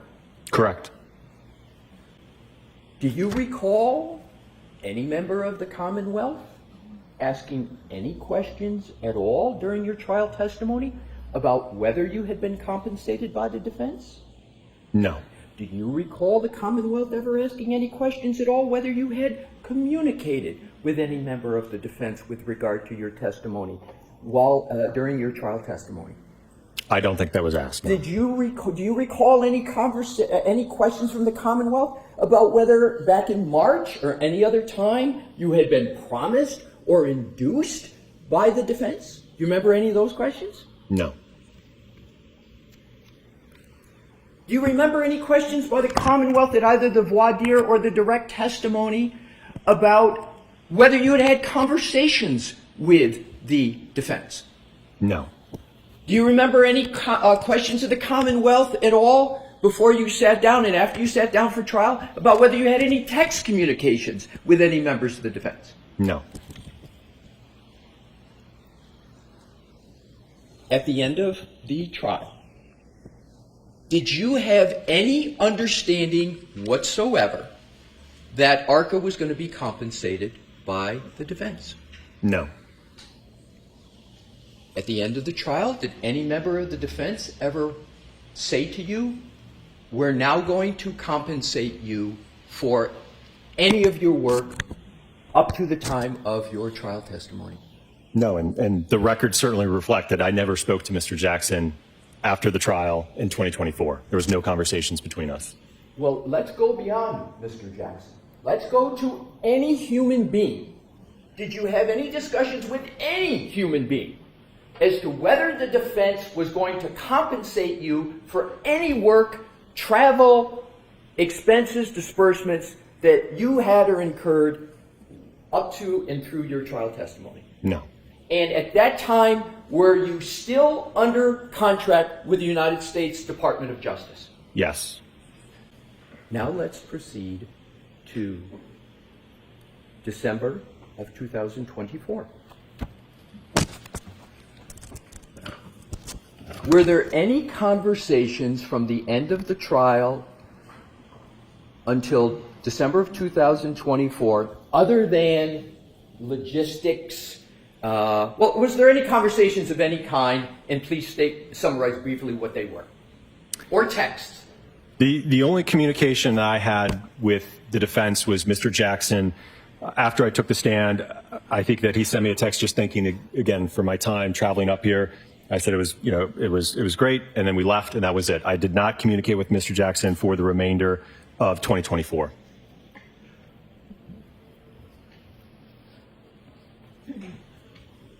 Now let's go to recent communications. In 2025, did you have any communications with any member of the defense with regard to the potential? Well, let me go backwards. Let me go to the invoice. Let me go to the July invoice. Okay. How did you learn that that invoice was paid? If you learned at all, how did you learn that that invoice was paid? I didn't learn. I didn't know that it was paid. I didn't even know it was sent. Now let's go to this year. Did the defense approach ARCCA to see if they might be able to testify in this trial that's currently pending? Well, I think that the first communication of 2025 that happened between myself and Mr. Jackson was in February 13th of 2025. There was two calls, 25 minutes and 5 minutes, but it looks like just because there was a disconnect. So it was about a 30-minute call with him in February of this year. And what was the substance of that call? Well, I think back to that time frame, I became aware that I think that there was a motion or two regarding ARCCA and potentially excluding our testimony for the upcoming trial. I also know that around that time, unfortunately, I ended up getting a significant amount of harassment through emails, and unfortunately even spread into my personal life where my wife was affected. They were posting pictures of my 4 kids all over the internet. So it was somewhat of a difficult time on my end, and I think what prompted me to reach out to Mr. Jackson was to figure out what's going on. Why is my family all over the internet? Why are they talking about me? Why am I getting all these hate emails? So it was, I think, a conversation to figure out, hey, there's been several months that have passed. It looks like there's some motions pending against us. I'm getting a bunch of harassment. What's going on? Do you have an understanding of why you were getting hate mails, hate emails, hate communications, your wife, your children? What did you conclude was the reason why you were receiving that? I honestly don't know. I presume it was about comments made to me in court or that were represented about ARCCA or myself.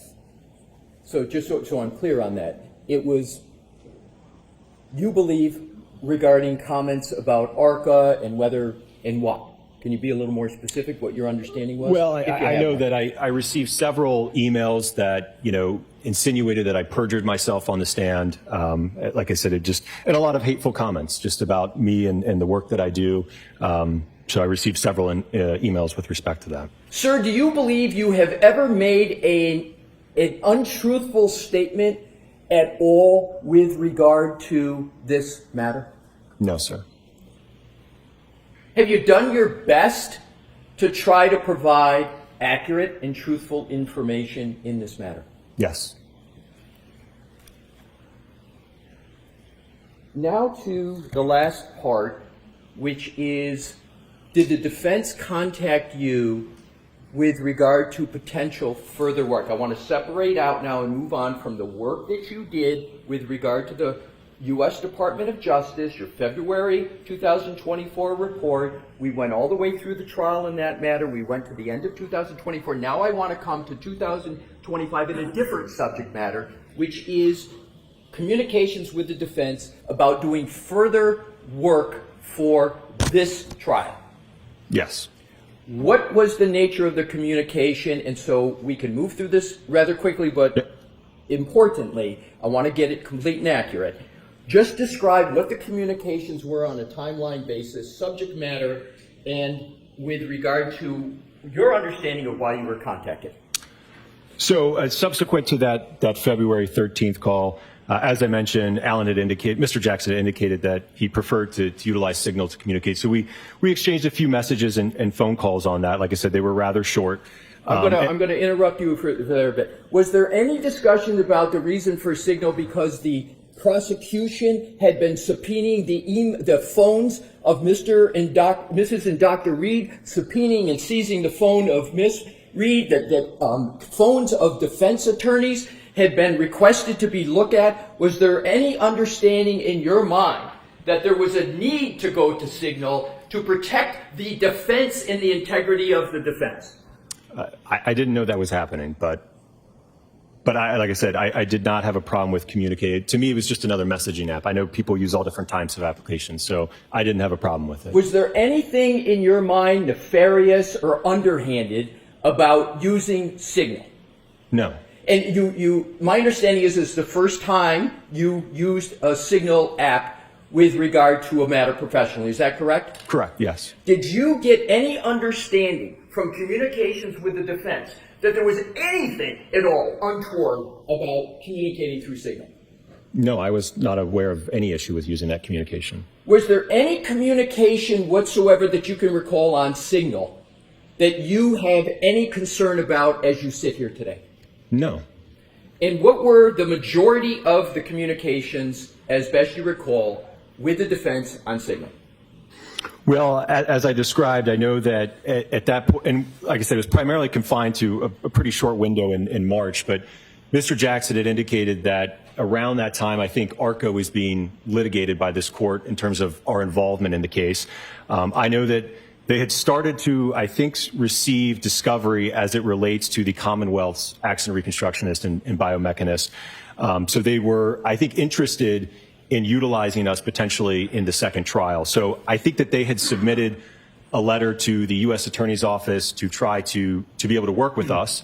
I said that on my end, I could reach out to them because I hadn't heard from them in months. So I think it was around mid-March, I had reached out to the U.S. Attorney's Office to try to get my own clarification on whether or not we could move forward. All right, so I want to stop you there. I apologize for interrupting you, sir. But what was the date that you reached out to the U.S. Department of Justice to see if you could participate in the second trial?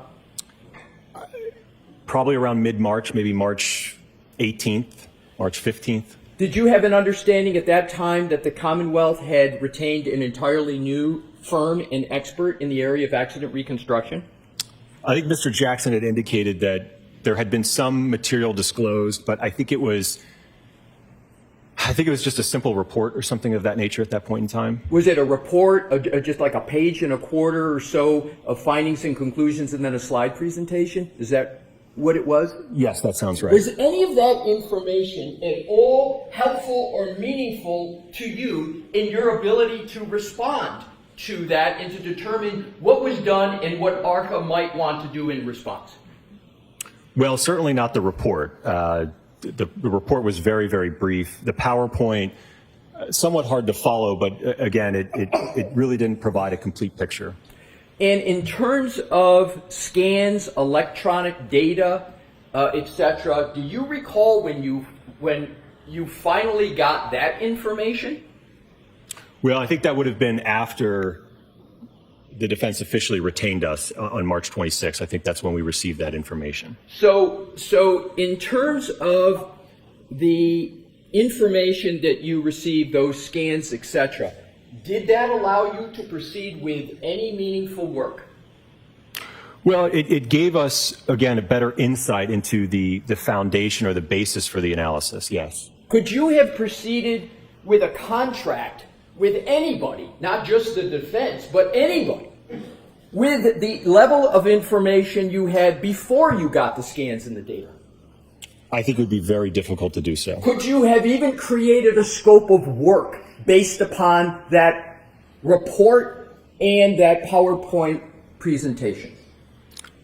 Most likely not, just because some of the areas that Dr. Rentschler and myself are particularly interested in are extremely vague in that report and PowerPoint. Once you got the level of information that you have now, what is the ordinary time it would take in the regular course of ARCCA's business to evaluate that information and prepare your own report, analysis, and finding? In the ordinary course, how much time would it take ARCCA to do that?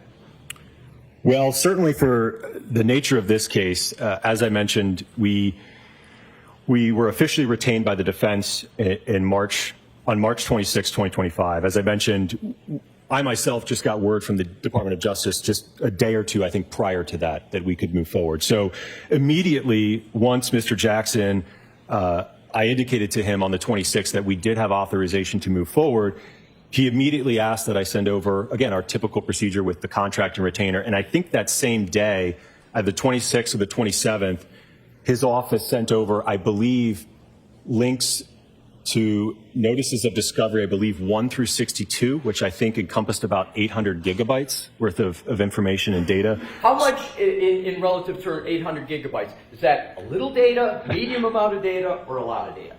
Voluminous, a lot of data. So we immediately started to review that. And again, I feel like maybe I speak for most experts. One thing we always want is more time, right? So in a case like this, I mean, ideally we would be talking months. To be able to sift through all of that information, be able to do analysis, be able to do testing, be able to write a report, right? So I think certainly we are on the order of months, not weeks. What did you do, however, if anything, to try to expedite the work and get it done as quickly as you could once you got the level of information you had from Aperture? Certainly. So I certainly understood that the trial was imminent. So I worked as quickly as I could, along with Dr. Rentschler, to review that material, and certainly in parallel, try to determine, okay, what testing do we need to do to effectively evaluate and potentially come up with opinions for this case. Did you put other work aside at ARCCA to work on this matter? Absolutely. Work and personal things. And personal things. What did you put aside? Just one example. So the other week, my wife and I, we celebrated our 10-year anniversary. So it affected his personal life, I understand. Okay, I'll move on, Your Honor. With regard to the work, you performed it on an expedited basis, as you said. You shortened the time period down as much as your firm possibly could. Is that correct? Correct. You said you would like to have had more time, correct? Correct, but I understood Your Honor's order, and I wanted to beat that deadline, so I worked as quickly as I could over the last week to ensure that, again, we could respect that deadline, and we completed our testing. And with regard to the testing now that you've worked on, that you just described, does that testing relate to any previous work, or is it all in response to the new expert for the Commonwealth Aperture and the new information from Aperture that came in iterations through the month of February? It would be in response to Dr. Welchler's work. Certainly, much of what was alluded to in his report and PowerPoint was not discussed in the first trial. Could you have done any of the work you've been working on the past month or so? Could you have done any of that work without receiving the Aperture report and slides and scans? No, I don't even know what we would be responding to then. So you needed the Aperture information before you could even start working, correct? Correct. Do you have in mind, or does ARCCA have in mind, any further testing that you need to do, or have you completed what ARCCA needs to do with regard to fairly and properly responding to the new work of Aperture? I think we're satisfied that we've completed that testing, yes. And what, if any, more work do you contemplate that needs to be done from, as you sit here today, going forward? Well, as I mentioned, all the testing is done, so I think the analysis and the report to follow, yes. To use expert engineering type terms, is it QA/QCing the report?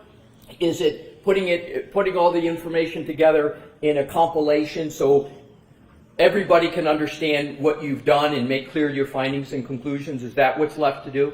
Yes, and I will note, obviously, as the court is aware, we've produced all of that raw test data, photographs, video, so it's all there. The basis and the foundation for what the report will lay out has all been provided to the court. You got ahead of me, and thankfully, to my next question, which is there's nothing that you have that you've done that hasn't already been produced to pursuant to the court's order. Is that correct?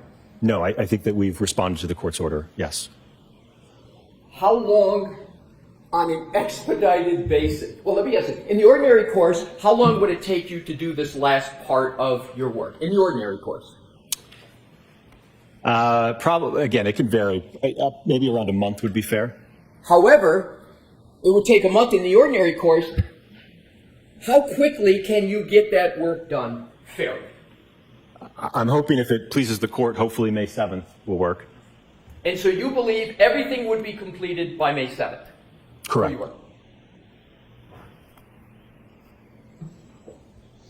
That's all I have at this point, Your Honor. Doctor, you're suggesting that it's going to take until May 7th for you to complete your reports in this case? And the analysis, yes. Do you know when this trial started? I think like a week or so ago. You provided raw data last Friday, Yes. but you would agree you still have not provided any reports. Correct.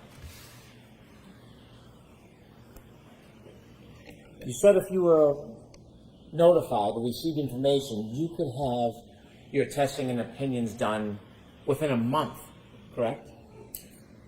Potentially. Again, it would also depend on when we got authorization from the Department of Justice, which, as I mentioned, was at the very end of March. I understand that. We're going to talk about that separately. I'm talking specifically about how long it would take if you received the information. You said that you could have the testing and reports done in 1 month, correct?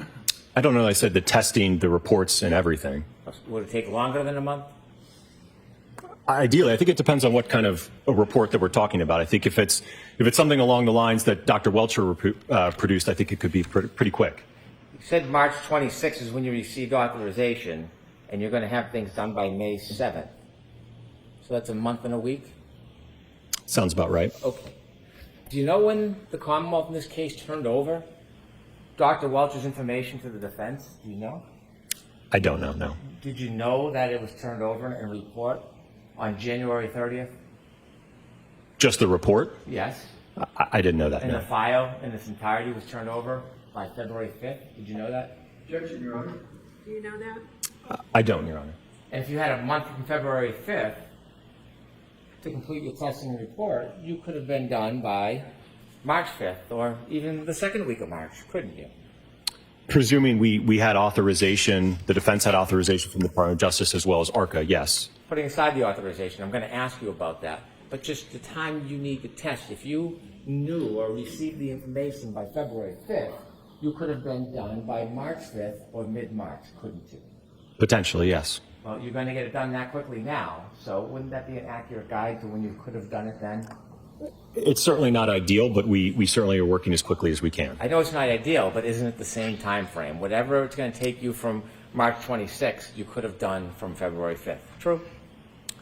Again, I don't know the timeline in terms of what exactly was produced when from Dr. Welcher, so I'm not aware of that. But I'm not asking about the timeline. I'm talking about the time needed to deal with this information. You said you could have done in around a month. I think a month or more, yes. So, your contract with the federal government ended, ARCCA's did, in June of 2024, didn't it? I believe it was sometime last year, yes. Do you know the Commonwealth notified the defense that they were going to have a new expert back in October of 2024? No. Are you aware of any effort by ARCCA or the defense to try to facilitate an agreement that the defense could use ARCCA as witnesses back in October or November of 2024? No. Are you aware of any efforts by the defense to try to notify the federal government to be able to use ARCCA in December or January? No. And so as far as you knew, this came out of nowhere in March, that the defense wanted to use ARCCA, or specifically you and Dr. Rentschler, in late March of 2025. No, I think, again, it was, like I said, around February of 2025. I know that, like I said, when I spoke to Mr. Jackson, that he had indicated that the ARCCA issue was being litigated. And I think that, like I said, there was, I think, multiple motions pending against us, and he didn't even know if he could move forward with us at that point in time. Do you know why the defense waited until February 2025 to even seek permission from the federal government to retain you and Dr. Rentschler so you could review the materials? Objection, Your Honor. Do you know that? I don't know, no. You shared with us communications you had with the United States Attorney's Office. Were you receiving information in this case since the last trial from the defense or from the United States Attorney's Office? What do you mean with respect to information? Evidence, discovery, information. From the Department of Justice? Anybody? No, not until recently, no. So you haven't seen any discovery until after February of 2025, isn't that fair to say? Correct. Now, when you were involved in this case before trial last year, we talked about your communications and conversations with the defense. Was anybody giving you information as an intermediary? Was anybody updating you on the defense of the case or giving other information to you? Yeah, I think I previously testified that the Department of Justice was closely watching the trial and providing us information. What information were they providing you about the trial? I think that they provided information regarding the some of the witnesses that had testified with respect to, I think, the reconstructionists, and I think some of the evidence. So when the Department of Justice was giving you information during the trial about witnesses, what witnesses do you remember they were giving you information about? One that comes to mind was, and I don't even recall his name, it would have been the accident reconstructionist. Is it a coincidence that when you were receiving information from the Department of Justice about particular witnesses testifying in this case, is it a coincidence that your phone calls and text messages are more frequent? Is it a coincidence? Yes. I presume so. Well, when you were receiving information from the Department of Justice about witness testimony in this case, was that part of the catalyst for you to either call or text the defense and ask questions? No. Did you ever share any of the information you received from the Department of Justice with the defense? No. When you were receiving information from the Department of Justice about witness testimony, that was before you testified, correct? Correct.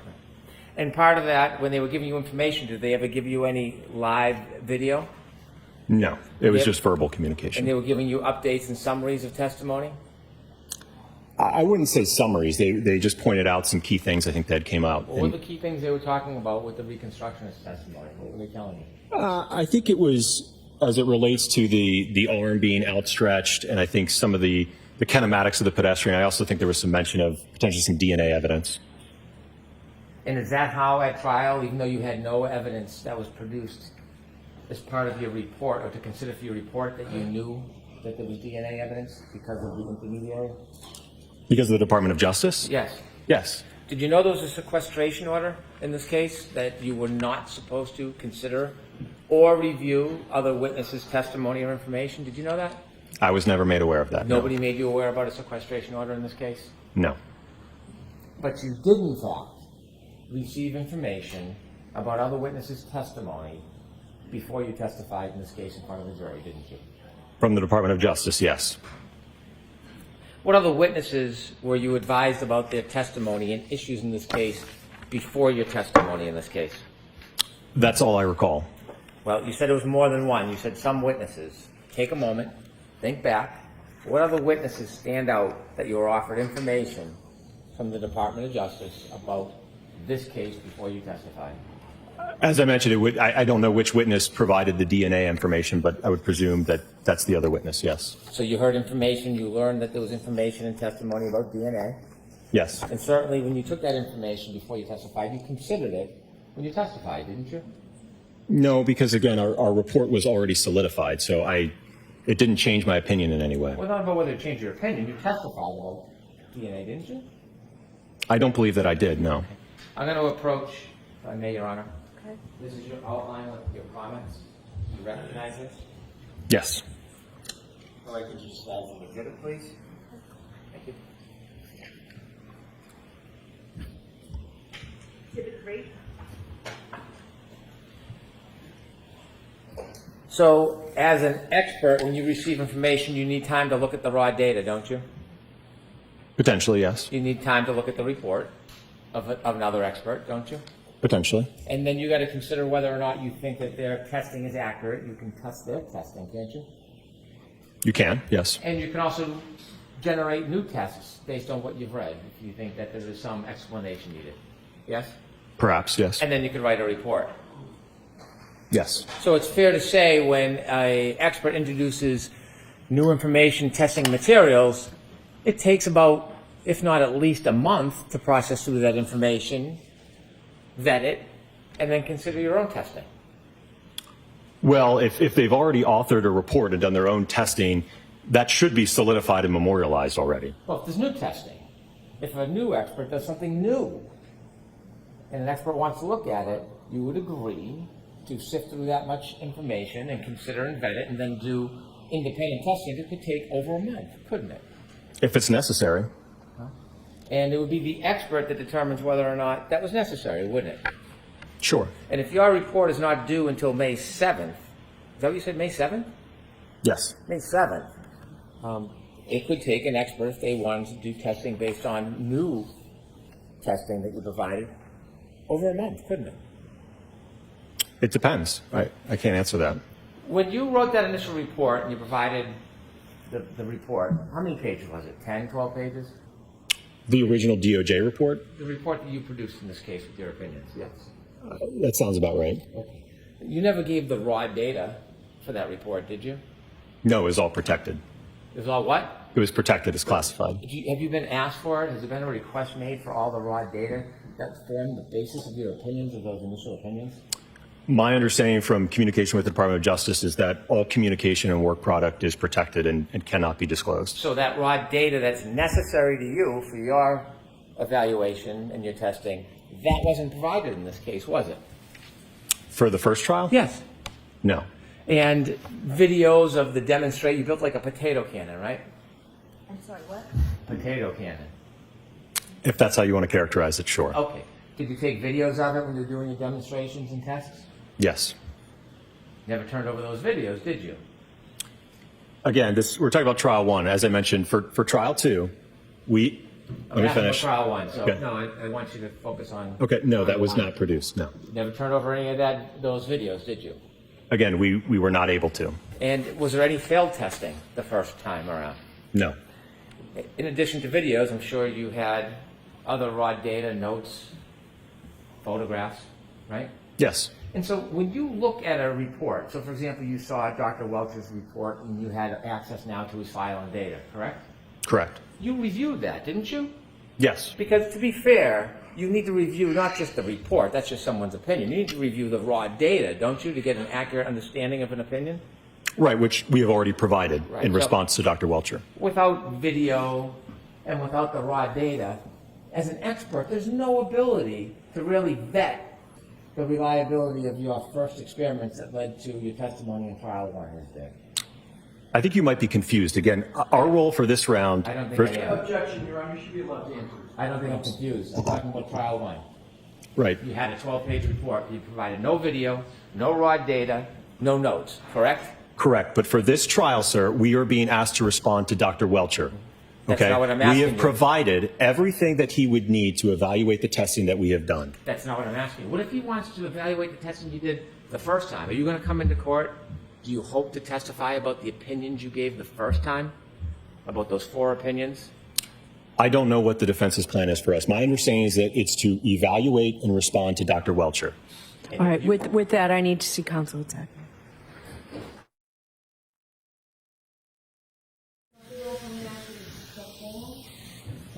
You're all set, and let's bring Dr. Rentschler in here, please. Thank you, Your Honor. Okay.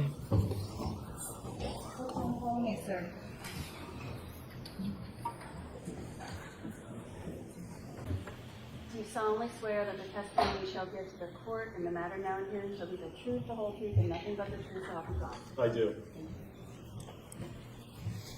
All right, Dr. Rentschler, this is going to be very quick. Go ahead, Mr. Brennan. We Thank just you. need his name. Good afternoon, Doctor. Good afternoon. Could you please state your name for the record and spell it? Dr. Andrew John Rentschler, ANDREWJOHNRENTSCHLER. You've testified before in this case? I have, yes, sir. In a last voir dire in a past trial? That's correct. Okay. Did you have conversations and communications with the defense before your last testimony? I did, yes. Did you use text messages to communicate? I believe there was maybe one text message. How about phone calls? There was maybe 1 or 2 phone calls, I believe. Okay. Would it be fair to say there was 6 text messages for you? Yeah, I believe I sent one, and then there were 5 sent to me. And were there 23 phone calls? No, I don't believe so. Have you looked at the records outlining the phone calls that supposedly you made to the defense? I looked at the records from the defense, but then I looked at my own records, which indicate a different number, only 3 phone calls, I believe. Okay, so the 23 phone calls that are summarized, you don't think you made those phone calls? No, if you look at them, it's like 1 minute, 2 minute, 3 minute. And in that time period, according to my phone records, I have like a 21-minute phone call that encompasses most of that time. Okay. Did you discuss with the defense before your testimony anything about this case? I don't believe so, no. When you say you don't believe so, do you remember speaking to them about this case at all? I remember speaking about my qualifications and my background, and I believe that's it. Did you ever use any other medium to have conversations with the defense other than text or emails or phone calls? No, sir. Did you ever communicate with them on Signal? No, sir. Why not? There was no reason to. As an expert, when you communicate with clients, there's no concern about having it in writing, is there? So when I Keeping a record, whether it's a phone call or a text message or an email, there's no concerns when you're dealing with clients having a record of that, is there? don't believe that ARCCA has any specific policy for that, no, sir. Did you keep track of your hours prior to your testimony? I did, yes. And before you testified, did you have conversations with people from the Department of Justice about this case? Yes, I did. Did they inform you about witness testimony? They did inform me, yes, about testimony and situations and events that came forth in the trial that I was not aware of. Who decided whether it was going to be an issue worthy of talking about before trial? With the DOJ, you mean? Well, certainly that would have been up to the DOJ. I mean, I would have had conversations with them. I don't believe that I asked or requested anything, but they were called to update us about what was going on. Do you know why they were calling and raising certain issues with you? I do not know, no, sir. And by calling and raising issues and telling you information, even if you weren't requesting it, it helped prepare you for your trial testimony, didn't it? Well, it certainly helped prepare me to understand what was going on during the trial, yes. Did you know there was a sequestration order? That there was supposed to be no discussion of testimony and issues that were occurring in the courtroom before you testified? I'm going to allow it. Were you aware of that, sir? No, I was not. Okay. After you testified, did you, well, before you testified, did you get a chance to meet anybody from the defense? Just when I came at court, I think for the voir dire is the first time I met anybody. Did you just spend time with the defendant and the defense after your testimony? Well, after my testimony at trial on the 24th, yes, I was provided a ride back to the airport, and I believe I was the last witness. So before my ride to the airport, they said, there's a lunch next door. We need to get somebody else to take to the airport. Come over, have lunch. I had lunch, stood in the corner, and then got a ride back to the airport. Spend time with the defendant and her family? Oh, they were certainly there. Did you talk to them? Well, they talked to me. As I said, I ate my lunch, and then I actually went and stood in the corner, and then I believe some people came over to talk to me and approach me. So you spent some time with them? Certainly, yes. Okay.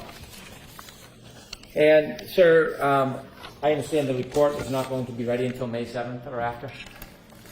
I believe currently that's what the estimated deadline is, yes. And so in evaluating Dr. Welch's materials, you want to look at the raw data, the conclusions, the findings, the PowerPoint, all the materials, right? Yes, you'd like to review all the materials before coming up with an You can opinion. make a decision on what you think is appropriate to contest or maybe agree with, and then do your own test if necessary, correct? To be able to respond to what those opinions and allegations are, yes, sir. And it's taken you at least a month to fairly do that, hasn't it?